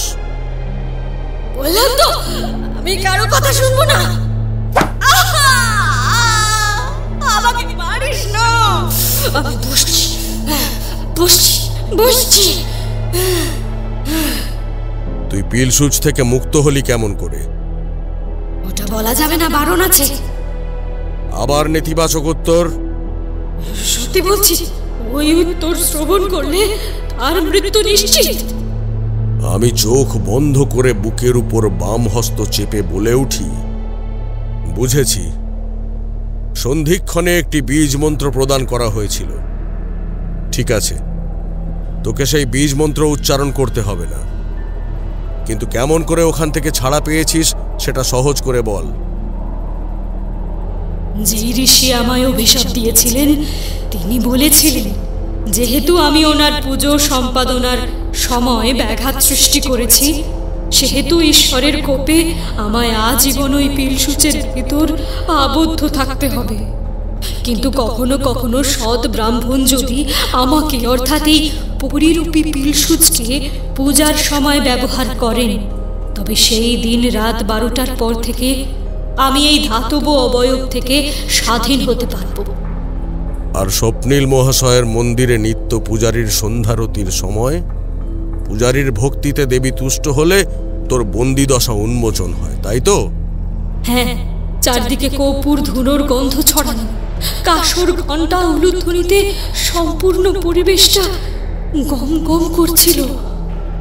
তারই মাঝে কনকা লাল পাড় সাদা শাড়ি পরে চোখের জল মুছতে মুছতে প্রদীপ সাজানোর জন্য সলতে পাকিয়ে চলেছে। মা ঠাকুরুন, ভর সন্ধেবেলায় গৃহিণী যদি দেবীর সামনে বসে চোখের জল ফেলে, তাহলে গৃহের অকল্যাণ হয়। ঠাকুর মশাই, অকল্যাণের ভয়তেই যে আমার চোখের জল বাঁধ বাঁধছে না। তাহলে সেই দ্বন্দ্বের কথা দেবীর কাছে খুলে বলো। মা তো সবই জানেন, আর মা এও জানিয়েছেন যা ঘটতে চলেছে তা অন্যায়, কিন্তু সেই অন্যায় যে রোধ করার ক্ষমতা আমার নেই। আমি যদি নিজের সংসার সামলাতে চাই, তবে আমার সন্তানের জীবন যে তছনছ হয়ে যাবে। আবার যার ক্ষতি হবে বলে ভয় পাচ্ছি, তাকে যদি বাঁচাতে চাই, তাতেও যে আমারই বিপদ। ঠাকুর মশাই, আমি তো কখনো মাকে ভোগ নিবেদন না করে দাঁতে অন্ন পর্যন্ত কাটি না। বছরে 2 বার গাগাল ভোজন করাই। আপনি জানেন, আমি শীতের সময় দিন দুঃখীদের বস্ত্র প্রদান করি। তাহলে বলতে পারেন, কোন অপরাধে দেবী আমার এই পরীক্ষা নিচ্ছেন? কোন অপরাধে? বেশ, আজকের পুজোটা তবে তোমার নামেই সম্পন্ন হোক। ওং করলাম বদনম ঘোরম মুক্তকেশিং চতুর্ভুজম কালিকাম দক্ষিণাম দিব্যাং মুন্ডমালা বিভূষিতম।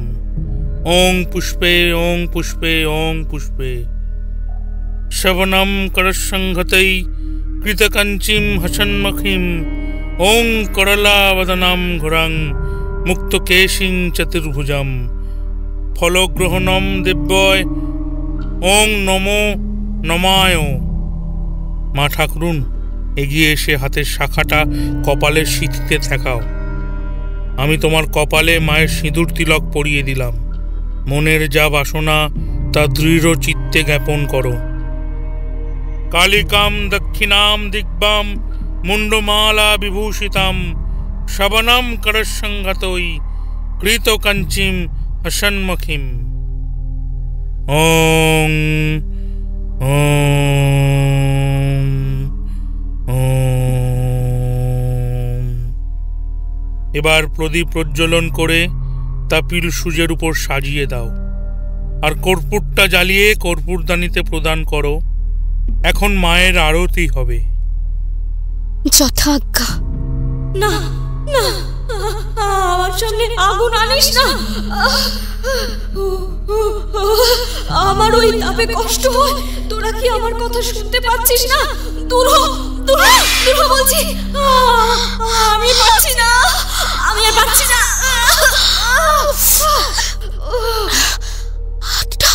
হাতটা যে একেবারে পুড়ে গেল। এ তুমি কি করলে? দেবীর প্রদীপ ফেলে দিলে? বুঝতে পারিনি ঠাকুর মশাই।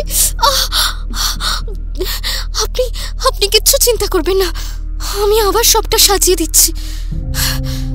কিন্তু অঘটন যা ঘটার তা ঘটে গিয়েছে। ওং করলাম বদনম, ওং করলাম বদনম।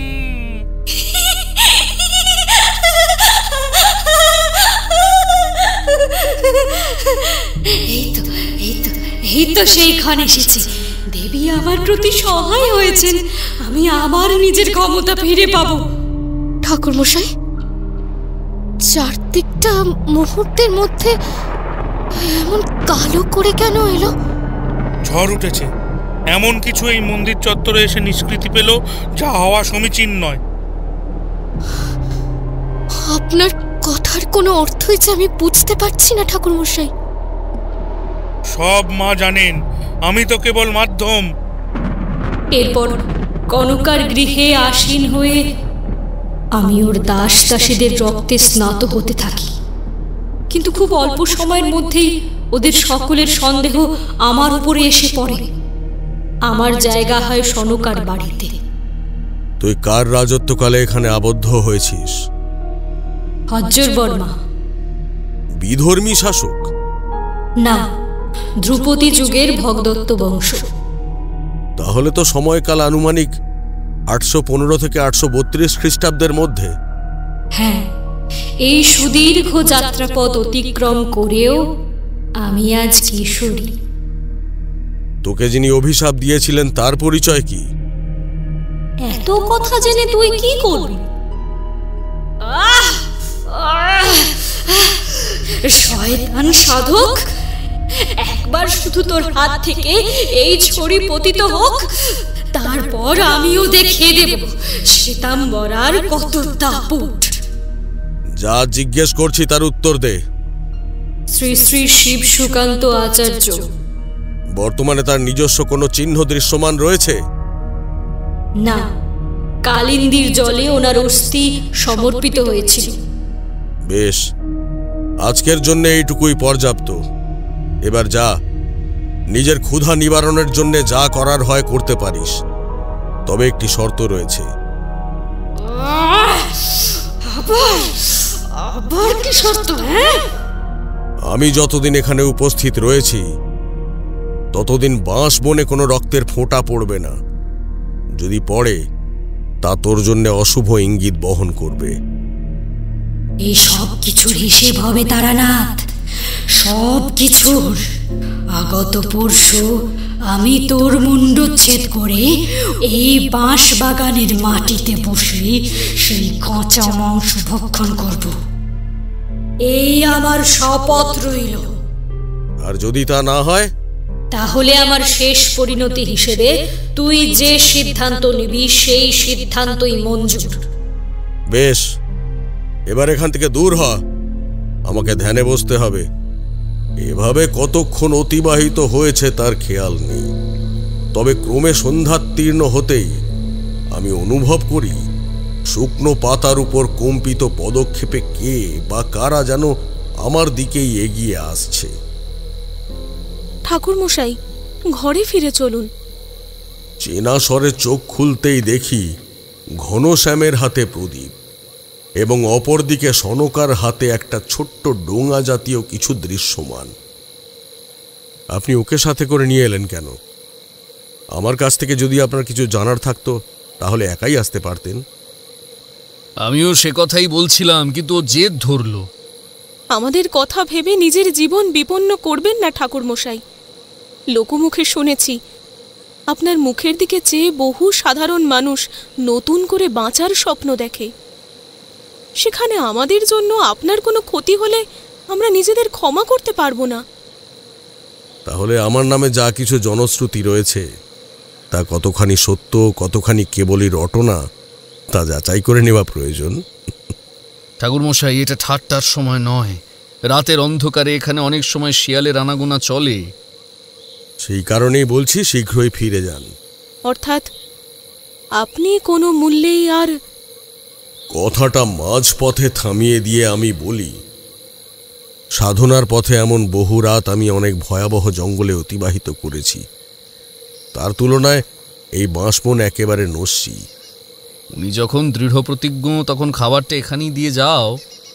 সনকা আমার হাতে কলা পাতার ডোঙাটা ধরিয়ে দিয়ে আঁচলের খুঁটে চোখের জল মুছে। তাই তাকে থামাতে তার মাথায় হাত রেখে আমি আশ্বস্ত করি, ভয় নেই, আমার কোনো বিপদ হবে না। তুমি যদি আমার চেয়ে বয়সে খানিক বড়ও হও তা সত্ত্বেও বলতে দ্বিধা নেই। সাংসারিক বুদ্ধিতে তুমি এখনো অনেক কাঁচা, তাই আবেগ উচ্ছ্বাস প্রবল। তোমাকে প্রথমবার প্রত্যক্ষ করার পর আমি কিন্তু কন্যারূপেই বরণ করেছি। একে তো বর্ণ পেয়েছ আমার দেবীর ন্যায়, তার উপর মায়া মমতা, একেবারে জগদ্ধাত্রীর অনুকরণা। আশীর্বাদ করি তুমি চিরকাল স্বামী সোহাগী থাকো। এরূপে ওদেরকে বিদায় করে ডোঙা খুলে দেখি তার মধ্যে বেশ খানিকটা ভাত, আলুর তরকারি আর ছোলা কুমড়ো ভাজা রয়েছে। রাতের বেলা সেটাই ভক্ষণ করে পুনরায় ধ্যান শুরু করি।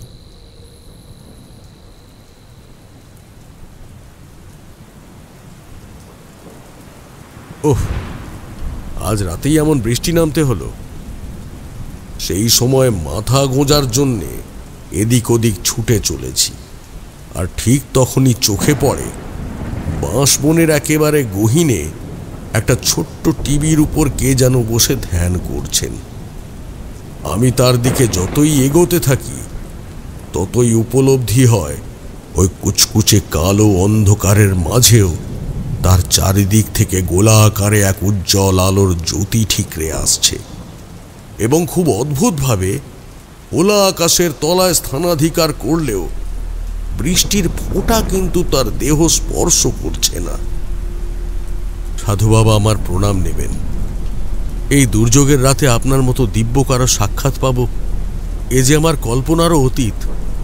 এক্ষণে যদি অনুগ্রহ করে নিজের পরিচয় দেন তবে বাধিত হই।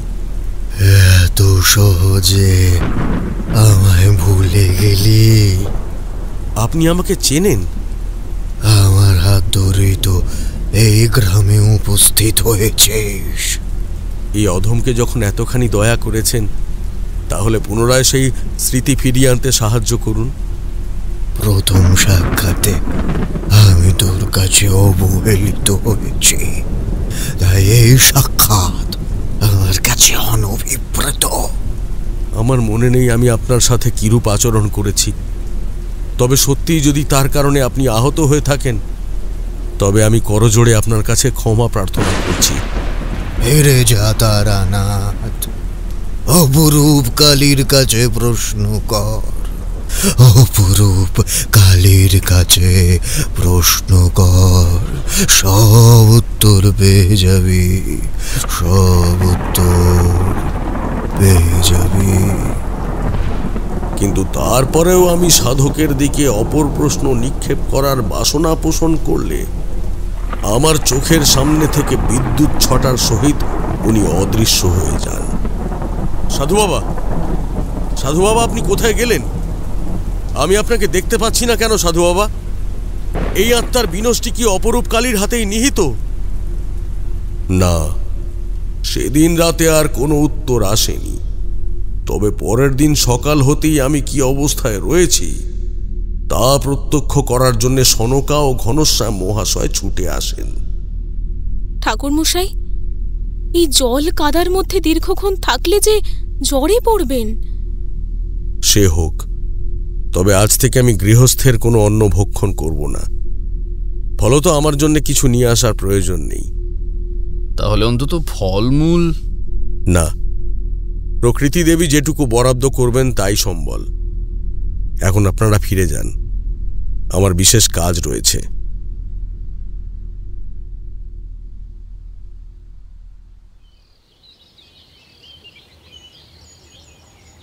জয় কালী।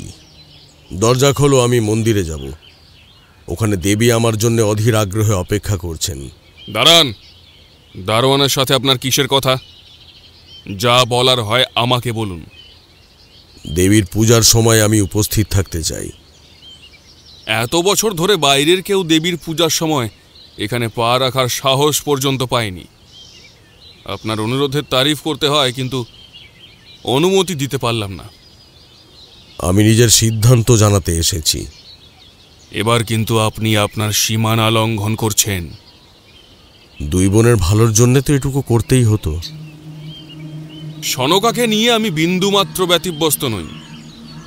আর যদি আমার স্ত্রীর কথা বলেন তাহলে বলতে হয়, যেই কর্মে আমার অমত রয়েছে সেখানে ওরও নেতিবাচক দৃষ্টান্ত থাকা উচিত।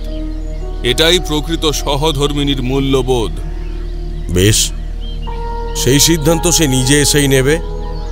তার আগে আপনি এখান থেকে বেরিয়ে যান। নয়তো আমি দারোয়ান ডেকে ঘাড় ধাক্কা দিয়ে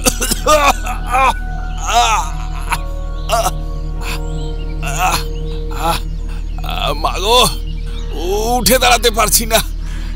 কে কোথায় আছিস? আমাকে তুলে ধর।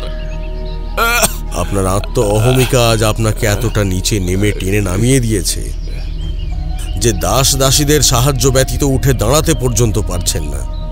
ওম বিষ্ণু তদিষ্ণু বিশ্বন্তি শূরা। ওই তো ঠাকুর মশাই এসে গিয়েছেন। ঠাকুর মশাই, আমাকে বাঁচান। ওনার এই অবস্থা হলো কি করে? স্বপ্নীল মহাশয় সেটা নিজের মুখেই বর্ণনা করতে পারবেন। ওই সাধককে গালমন্দ করার সময় উপর থেকে কাঠ টগরের ডালটা মট করে ভেঙে আমার মাথার উপর আছড়ে পড়ে। আহা, উঠে আসুন। পারছি না। বেশ, আমি সাহায্য করছি। মন্দিরের নিত্য পূজারী তার হাত বাড়িয়ে দিলেও বেশ কিছুক্ষণ ধরে স্বপ্নীল মহাশয়কে টানাটানি করেও নিজের পায়ে দাঁড় করানো সম্ভব হয়নি। ঠাকুর মশাই, আপনি বরং কবিরাজ মশাইকে খবর দিন। হাড়গোড় ভেঙে গিয়ে থাকলে যত তাড়াতাড়ি চিকিৎসা করানো যায় ততই মঙ্গল। যদি খুব ভুল না হই তাহলে এটা পথ্যের কম্য নয়। অর্থাৎ আপনি ঠিক কি বলতে চাইছেন? পূজারী আমার দিকে ফিরে মৃদু হেসে বললেন, আপনার মধ্যে যে একটা দিব্য ছটা রয়েছে তা আমি দূর থেকেই উপলব্ধ করেছি। তবে যে নিজের ভুল বুঝতে পারে তাকে ক্ষমা করে দেওয়াই সমীচীন। কখনো না, ওনার কাছে আমি কিছুতেই হার মানব না। ভেবে দেখুন, সারা দিন রাত এখানে আটকা পড়ে থাকার চেয়ে একজন ব্রাহ্মণের কাছে নিজের ভুলের জন্য ক্ষমা চাওয়া যথেষ্ট বেশি সম্মানের। আমি কোনো অন্যায় করিনি। নিজস্ব অনুতাপের চেয়ে বড় পাপক্ষয় আর কিছুতে হয় না। বাকি আপনি বুদ্ধিমান ব্যক্তি। বেশ, কিন্তু তার আগে ওনাকে কথা দিতে হবে। আমি যদি নিজের ভুল স্বীকার করি তাহলে উনি এই সমস্ত ক্ষত সারিয়ে দেবেন। প্রতিশ্রুতি দেওয়ার প্রয়োজন নেই, হাতে নাতে ফল পাবেন। এরপর ভূমিতে লুটিয়ে পড়া অবস্থায় কোনো ক্রমে দুই হাত জোড় করে স্বপ্নীল মহাশয় বলতে শুরু করলেন, আমি শ্রী স্বপ্নীল গড়াই নিজের অর্থের দাপটে অন্ধ হয়ে সাধু বাবাকে অপমান করেছি। তার জন্য ঈশ্বর আমাকে যেই শাস্তি দিয়েছেন তাতে আমার কোনো অভিযোগ নেই। ভবিষ্যতে যদি এই ভুলের পুনরাবৃত্তি ঘটে তবে আমি আবারও এমন শাস্তি পেতে প্রস্তুত। এরূপে মস্তক নত করতেই ওনার মাথার ক্ষতটা ধীরে ধীরে মিলিয়ে আসে এবং উনি নিজের পায়ে দণ্ডায়মান থেকে আমার কাছে পুনরায় ক্ষমা প্রার্থনা করেন। এখানে অনেকটা সময় অতিবাহিত হয়েছে, আর বিলম্ব করা উচিত হবে না। এবার মায়ের পূজা শুরু করা যাক। উনি আপনার সঙ্গে কিছু কথা বলতে ইচ্ছুক। আমি যদি আজকের পূজায় আপনার সাথে বসি, আপনার তাতে কোনো আপত্তি রয়েছে? মা যদি আপনার হাত থেকে পূজা পেতে চান তাহলে আমি আপত্তি করার কে? ভেতরে আসুন। ওম করলবদনম ঘোরম মুক্তকেশিম চতুর্ভুজাম কালিকাম দক্ষিণাম দিব্যাম মুন্ডমালা বিভূষিতম। ওম কালী কালী মহাকালী কালিকে পাপহারিণী ধর্মার্থ মোক্ষদে দেবী নারায়ণী নমস্তুতে। নিন, আপনি মায়ের পায়ে পুষ্প অর্পণ করুন। গতকাল রাতে আমার সাথে এক দিব্য সাধকের সাক্ষাৎ হয়েছিল। উনি জানিয়েছেন আমার যত প্রশ্ন রয়েছে তার সমস্ত উত্তর নাকি মায়ের কাছে বন্দী। আপনি এই বক্তব্যের কোনো সূত্র দিতে পারেন? জয় অপরূপ কালী, অপরাধ নিও না মা। দেবীর কাছে ক্ষমা চেয়ে পূজারী খড়গের পিছন দিক থেকে একটা ছোট্ট দাঁড় টেনে ধরতেই ওনার তালুতে কিছু একটা উপলব্ধ হয়। এই নখের সমান সূঁচটা আপনি নিজের সাথে রাখুন। আজ বংশ পরম্পরায় প্রায় 350 বছর যাবৎ আমরা এর রক্ষণাবেক্ষণের কর্ম করছি। এর হদিশ স্বপ্নীল মহাশয় অথবা ওনার পূর্বপুরুষেরাও জানতেন না। আমার বংশের এক পূর্বপুরুষকে অপরূপ কালীর স্বপ্না দর্শন দিয়ে বলেছিলেন, একদিন এমন ক্ষণ উপস্থিত হবে যেদিন এই ভিটে ও গ্রামকে শ্মশান ভূমিতে পরিণত হবার হাত থেকে রক্ষা করার জন্য এই চাবি ও একজন সৎ তন্ত্রোক্ত সাধকের প্রয়োজন পড়বে। আপনাকে দেখে মনে হলো আপনিই সেই ব্যক্তি। তাই এই প্রথমবার ওই অস্ত্র বাহিরে এসে আমাদের বংশ ব্যতীত বাইরে কারোর কাছে নিজের ঐশ্বরিক রূপ ও গুণ জানানোর দিব্য মুহূর্ত স্থাপন করল। বলা বাহুল্য, আমার পূর্বপুরুষ যখন দেবীর কাছে এই নির্দেশ পেয়েছিলেন তখন দেবীর বিগ্রহ বা মন্দির কোনোটাই প্রতিষ্ঠিত হয়নি, অথচ দেবী নিজে সময়সীমা উল্লেখ করে বলেছিলেন ওনার সেবার ভার কার উপর আসবে। সেখান থেকেই আদেশানুসারে আমার নামকরণ করা হয়েছিল সংযুক্ত দেব। হয়তো অতীতের সাথে বর্তমানের সংযোগ স্থাপনের জন্যই এই প্রতীকী। স্বর্ণ রচিত ছোট্ট একটি তীরের ফলা আমার হাতে আসীন হতেই আমি তা কপালে ঠেকিয়ে প্রণাম করি। এর মধ্যে আবার এমন একটি চাবি লুক্কায়িত রয়েছে যা দিয়ে প্রাচীন সিন্ধুকের তালা খোলা সম্ভব। তবে আমার পূর্বপুরুষের কাছ থেকে আমি এই চাবির সন্ধান পেলেও কখনো সেই তালা চোখে দেখিনি। এর ভিতরে কোনো চাবি থাকবে কেমন করে? জানি না। এই সূক্ষ্ম স্বর্ণফলা ভেঙে তা মুক্ত করতে হবে, নাকি সঠিক সময় উপস্থিত হলে মা নিজেই একে চাবির আকার প্রদান করবেন, সবটাই আমার কাছে ধোঁয়াশা। তবে আপনাকে একটা কথা বলতে পারি, দেবীর লীলার উপর সংশয় প্রকাশ করবেন না। বেশ, আপনার এই উপকার আমি চিরকাল মনে রাখব। এরপর দুজনে মিলে অপরূপ কালীর পূজা সম্পন্ন করে আমি বাঁশবনে ফিরে আসি। আরো গহীনে যেতে হবে। আমার মন বলছে ওই সাধক আমার জন্য অপেক্ষা করবেন, কিন্তু যতই এগোনোর চেষ্টা করি বনের ভূমি যেন ততই আমাকে পিছনে আঁকড়ে ধরে। উফ, পা উঠছে না কেন, শরীরটা বড্ড ভার হয়ে আসছে। যদি প্রয়োজন হয় তবে আমি আপনার বাহন হতে পারি। এমতো প্রস্তাবে পিছন ফিরে চাইতেই দেখি কিল্লাঘাটে আসার পথে যেই গাড়োয়ানের দেখা মিলেছিল সে হলদেটে দন্ত বিকশিত করে আমার দিকে অদ্ভুতভাবে চেয়ে আছে। আমার উপর আপনার এত রাগ কিসের? চোখের দৃষ্টি শান্ত করুন। সাধকদের চিত্তে রাগ মানায় না, ওটাই তাদের সব থেকে বড় শত্রু। এই শত্রুকে বিনাশ করতে না পারলে বাইরের শত্রু আপনার কাছে কোনোদিন পরাজিত হবে না। তুই কি আমাকে অনুসরণ করে চলেছিস? বারে, আমি মুখসূক্ষ্ম মানুষ। যদি অজান্তে কোনো ভুল ত্রুটি করে থাকি তাহলে নিজ গুণে ক্ষমা করে দেবেন। দূর হ আমার চোখের সামনে থেকে, আমার অনেক তাড়া রয়েছে। সোনার চাবি চুরি করে এখন এখান থেকে পালাতে চাইছেন?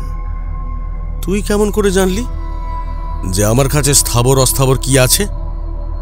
সব সংবাদ পাই, যা ঘটে তা পরে জানলেও যা ঘটতে পারে তা ঈশ্বর আগাম জানান দেন। এইসব হেয়ালি বন্ধ কর। আর যদি না করি তাহলে এর পরিণতি কি হতে পারে? দেখতে চাস কি হতে পারে? পরীক্ষা করার স্বাদ জেগেছে। এই দেখ, ওম করাল বদনি তদ নৃমহং সুরায় সুর তদ দিব্যাচ ওম স্বাহা। তদ বিলাসায়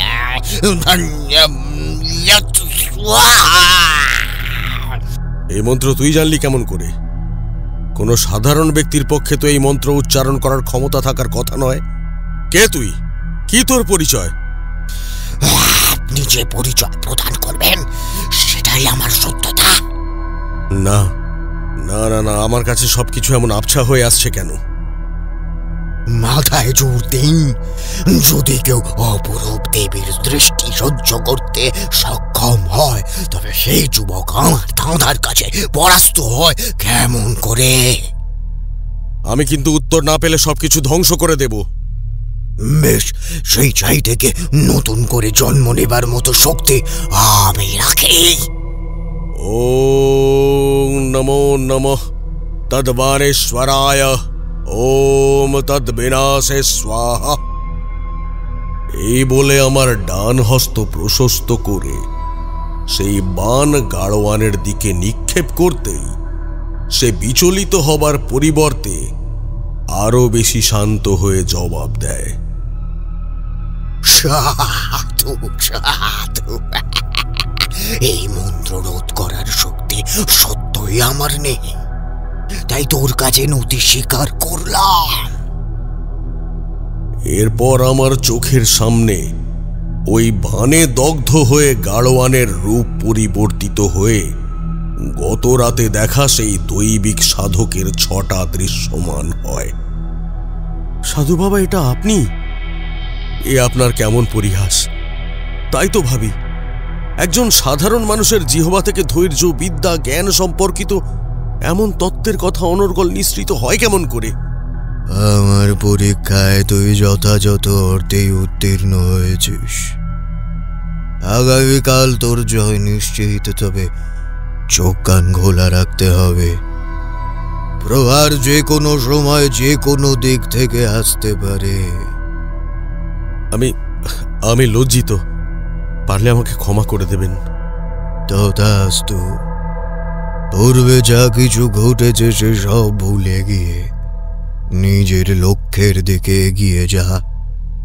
আমি আজ বলে গেলাম, একদিন সমগ্র বিশ্ব তোকে দিব্যতান্ত্রিক রূপে স্বীকৃতি দেবে। তন্ত্রের যে মহিমা তা তোর হাত ধরে সাধারণ মানুষ নতুন রূপে জানবে। বহু সাধকেরা নিজেদের স্বার্থ সিদ্ধির জন্য এই মার্গকে একেবারে কলুষিত করে রেখেছেন।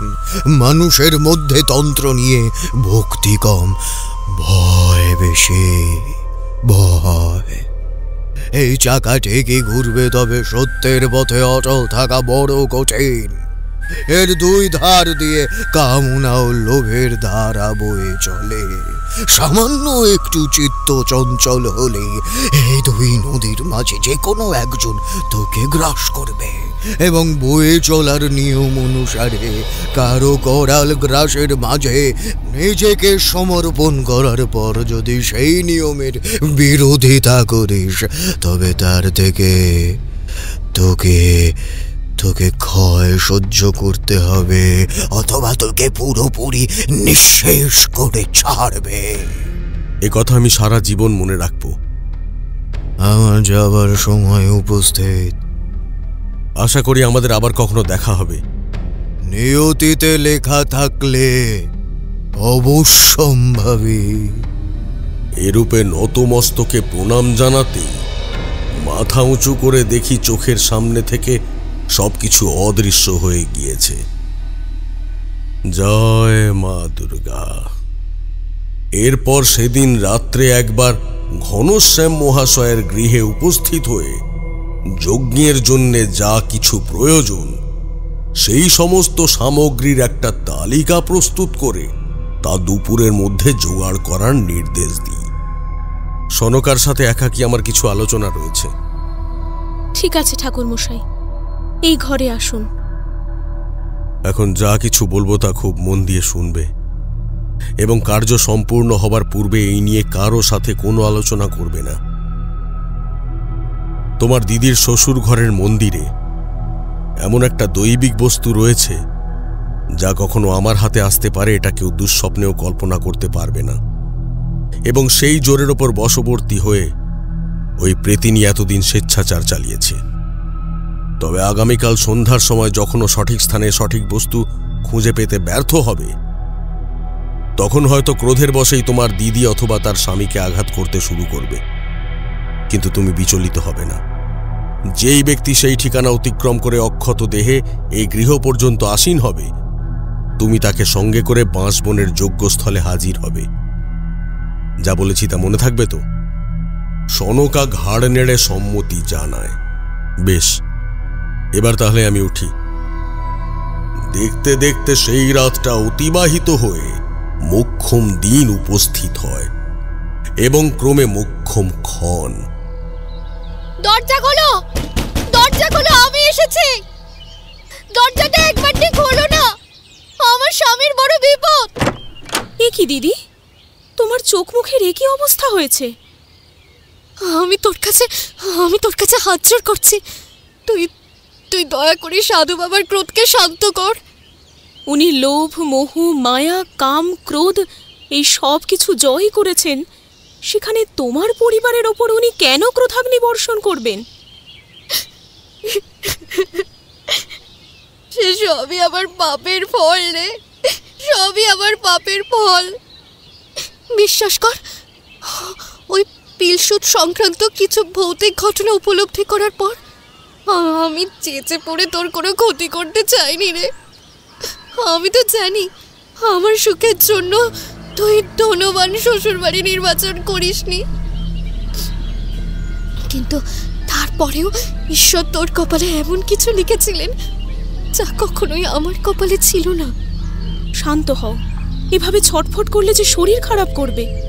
সনকা, আমি আজ তোকে বলতে বাধ্য হচ্ছি, তোর এই ছোট্ট কুটিরে যে সুখ আছে, আমার অট্টালিকায় তার চিহ্নও নেই। ওর প্রতিটা ইট রক্তাক্ত, প্রত্যেকটা ইট রক্তাক্ত। আমাদের জীবনে যদি ওই পিলসুচটা না আসতো না, তাহলেও হয়তো কোনো না কোনো অস্পৃশ্য পাপে আমাকে এইভাবেই নিঃস্ব হয়ে যেতে হতো।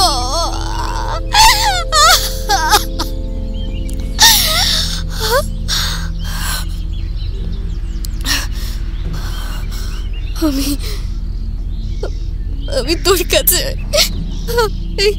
আমার আঁচলটা বিছিয়ে ভিক্ষা চাইছি বোন। দয়া করে আমার স্বামীকে ওই শ্বেতাম্বরার গ্রাস থেকে মুক্ত কর, দয়া করে ওকে মুক্ত কর। ঠিক আছে, তুমি আমার সাথে এসো। ওদিকে কোথায় চললি? বাঁশবনে যেতে হবে। সব কি আবল তাবল বকছিস তুই? আমার ওপর বিশ্বাস করা ছাড়া তোমার কাছে তো আর কোনো পথ খোলা নেই দিদি। ঠাকুরমশাই, দয়া করে একবার সামনে আসুন। আমি কনকা বলছি, আমার কথা আপনি শুনতে পাচ্ছেন? বাড়িতে কেউ নেই, সবাই আগে থেকেই সেখানে রয়েছে। তাহলে তুই এখানে কি করছিস? তোমার অপেক্ষায় ছিলাম। ঠাকুরমশাই জানতেন নিজের স্বামীকে সুস্থ করে তোলার জন্য সমস্ত অহংকার ভুলে তুমি ঠিক আমার কাছে ছুটে আসবে। বেশ, তুই যা বলবি আমি তাই করব। তোমার ডান হাতটা বাড়িয়ে দাও। খেয়াল রেখো, এই তাগা যেন যজ্ঞ সমাপ্ত হবার পূর্বে কোনোভাবেই তোমার হাত থেকে খুলে না পড়ে। জয় মা অপরূপ কালী, জয় জয় মা অপরূপ কালীর জয় জয়। জয় বাবা ভোলানাথ। ওম ক্রিয়েতদ নমঃ নত স্বাহা। যে যার আসন গ্রহণ করো এবং যজ্ঞ সমাপ্ত হবার পূর্বে কেউ আসন ত্যাগ করবে না। আজকের দিনে আমার জন্য রক্ত নিবেদন করিসনি? সেই নরভূমির অমৃত কোথায়? আমি যে তার লোভে নির্দিষ্ট ক্ষণ আসন্ন হবার পূর্বেই এখানে এসে হাজির হয়েছি। যদি আমাকে পর্যাপ্ত পরিমাণে রক্ত দিতে না পারিস তাতেও কোনো ক্ষতি নেই। আজ যে চারিদিকে কেবল সামর্থ্য মানুষের দল ভিড় করে রয়েছে, যেই তল্লাটে ওদের কারো পদশব্দ শোনা যায় না, সেখানে ওরা তোর এক ডাকে জমালয়ে যেতে প্রস্তুত। ওখানে তাকিয়ে দেখ তোর জন্য কি অপেক্ষা করছে। কোনটা? এখানে তো দুটো পাত্র রয়েছে। হ্যাঁ, একটার মধ্যে তোর জন্য মানুষের মাংস সুসজ্জিত এবং অপরটায় তোর প্রবল অনীহার কোনো বস্তু লুক্কায়িত। সব খাবো, সব খাবো। আমার প্রচন্ড খিদে পেয়েছে। আজ কোনো প্রশ্ন পর্ব মানবো না। দাঁড়া, আমার নির্দেশ ব্যতীত এই যজ্ঞস্থল থেকে কোনো কিছু স্পর্শ করলে তুই নিজেই ব্যথিত হবি।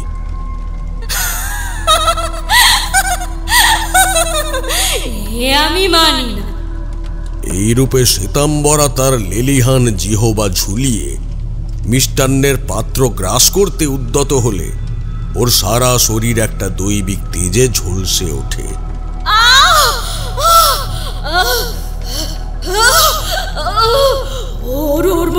ওর মধ্যে কি লুকিয়েছিস? হ্যাঁ, কি লুকিয়েছিস? এটা এমন করে তেজে বিচ্ছুরিত করলো কেন?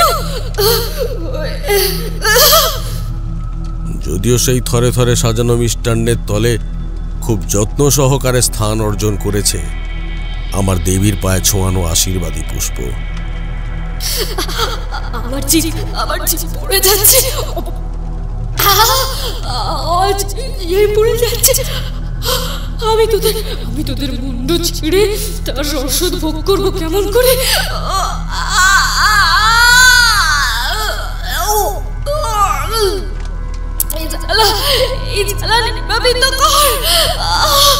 আমি কথা দিচ্ছি, যদি তোর মন্ত্রে আমার জীবন শান্তি পায় তবে আমি তোকে মারবো না।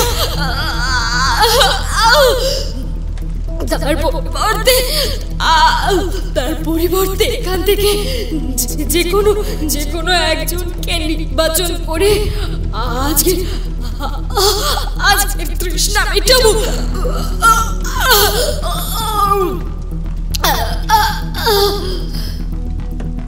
ওং তদ্নমস্তুতে ওম স্বাহা।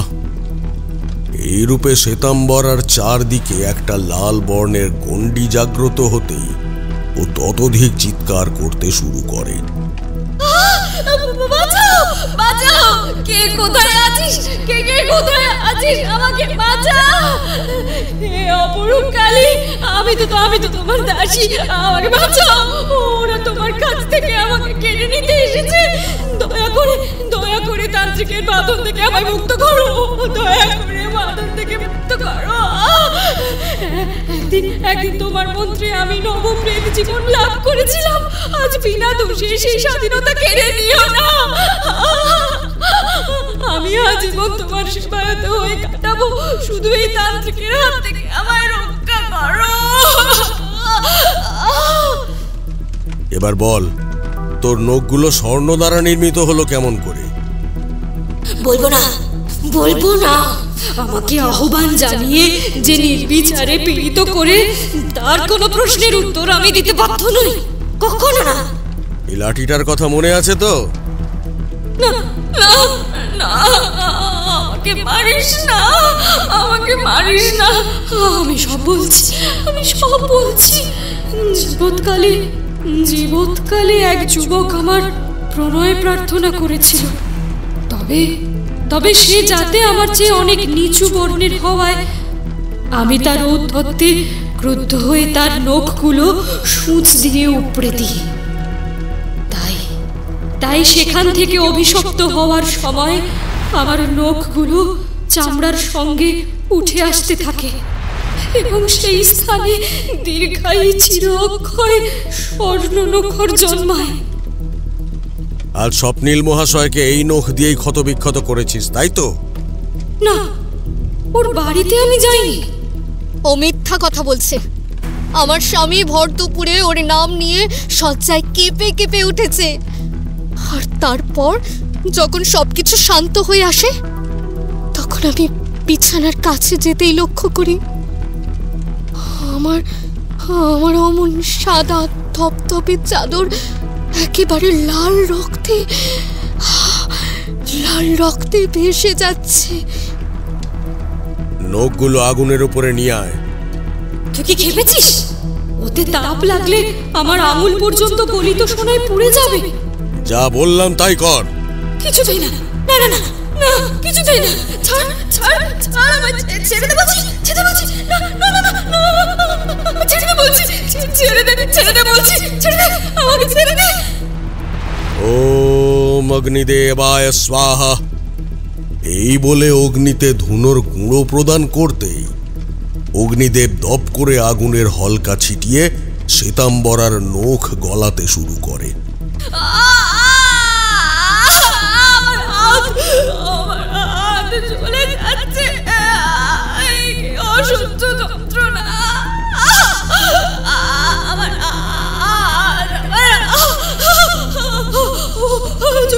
চলে যাচ্ছে।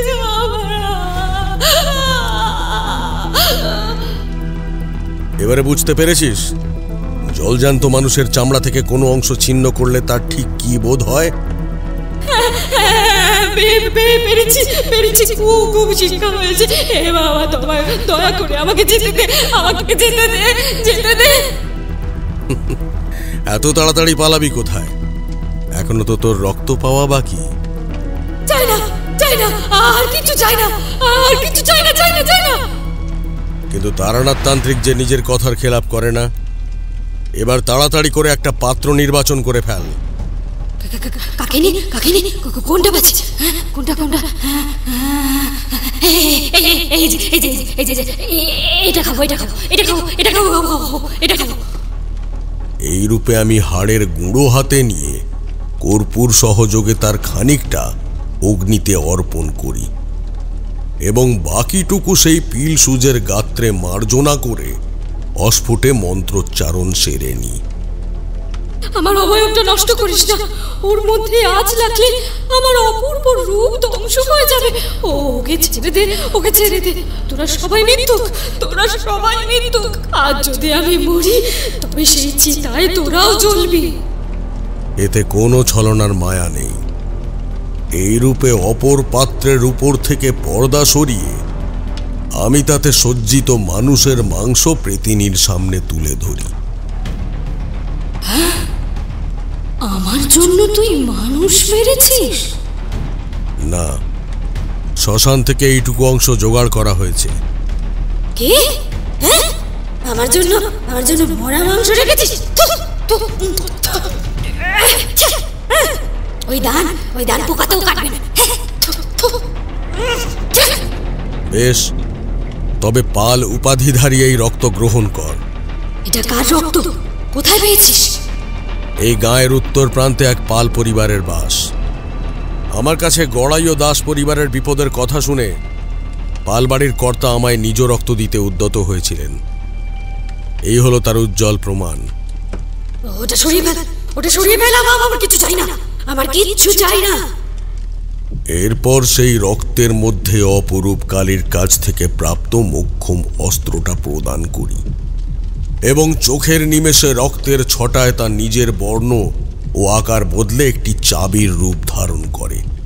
তা দিয়ে ওই ভৌতিক পিলসুজের নিম্নাংশে যে ছোট একটি ছিদ্র রয়েছে, সেই ছিদ্রের মুখ উন্মুক্ত করতেই তার থেকে আরেকটি স্বর্ণ সূঁচ প্রাপ্ত হয় এবং শেষ হাতিয়ারটিকে ঘৃত ও দুগ্ধ দ্বারা শোধন করে লাল তাগা জড়িয়ে ধান সহিত অগ্নিতে নিবেদন করতেই পিলসুজের পরীর অবয়ব কালো ধোঁয়া রূপে উবে যেতে থাকে।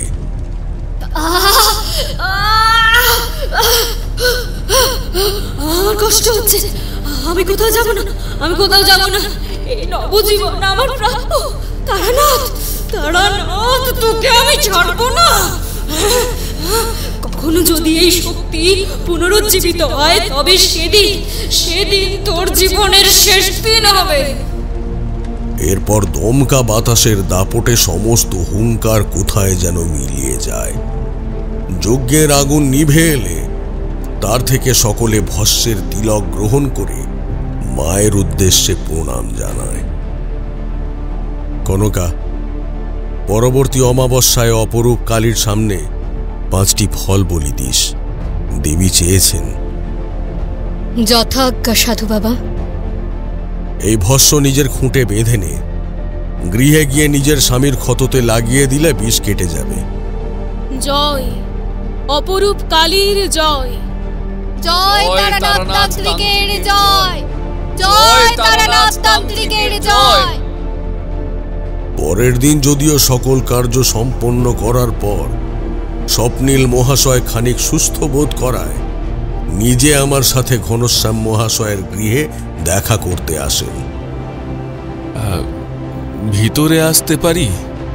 আরে আসুন আসুন, আপনাকে কোথায় যে বসতে দিই। দয়া করে এসব বলে আমাকে আর লজ্জিত করবেন না। এতদিন অজান্তে অনেক পাপ করেছি, তবে ঠাকুরমশাই আসার পর আমার জ্ঞান চক্ষু খুলে গিয়েছে। বেশ, তাহলে এরপর থেকে এই ব্যক্তিত্ব ধরে রাখার চেষ্টা করবেন। যথা আজ্ঞা।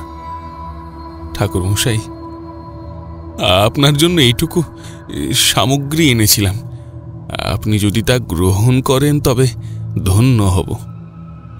আর দান ধ্যান নিয়ে পূর্বে আপনাকে যা কিছু বলেছি তার জন্য আমি আপনার পা ধরে ক্ষমা চাইছি। না না, থাক, তার কোনো প্রয়োজন নেই। এরপর সেদিন দুপুর হতেই গরুর গাড়ি ধরে পুনরায় সেখান থেকে যাত্রা শুরু করি এবং পরের দিন ভোর হতেই নিজের বাড়িতে এসে উপস্থিত হই। ঠাকুরমশাই সম্পূর্ণ কাহিনী সমাপ্ত করে একবার বাইরের দিকে তাকালেন। বাইরে তখন ঝমঝমিয়ে বৃষ্টি আরম্ভ হয়েছে। বলি, সঙ্গে করে ছাতাটা এনেছো তো? একটা রয়েছে, ওতেই কোনো মতে চলে যাবক্ষণ। তাহলে আরো কিছুক্ষণ বসে যাও, বৃষ্টি ধরে এলে যেতে সুবিধা হবে। ঠাকুরমশাই, একটা প্রশ্ন করতে পারি? হ্যাঁ, অবশ্যই। ওই আধিভৌতিক পিলসুজ এখন কোথায় রয়েছে? শ্বেতাম্বরা মুক্ত হবার পর থেকে ওই পিলসুজের গড়ন আপাদমস্তক বদলে যায়। তা সত্ত্বেও আমি ওটা কালিন্দীর জলেই প্রদান করেছিলাম। বর্তমানে ওর মধ্যে পৃথক কোনো শক্তি নেই, তবে যদি সঠিক মানুষের হাতে পড়ে তবে ধাতব গুণে বেশ কদর পাবে।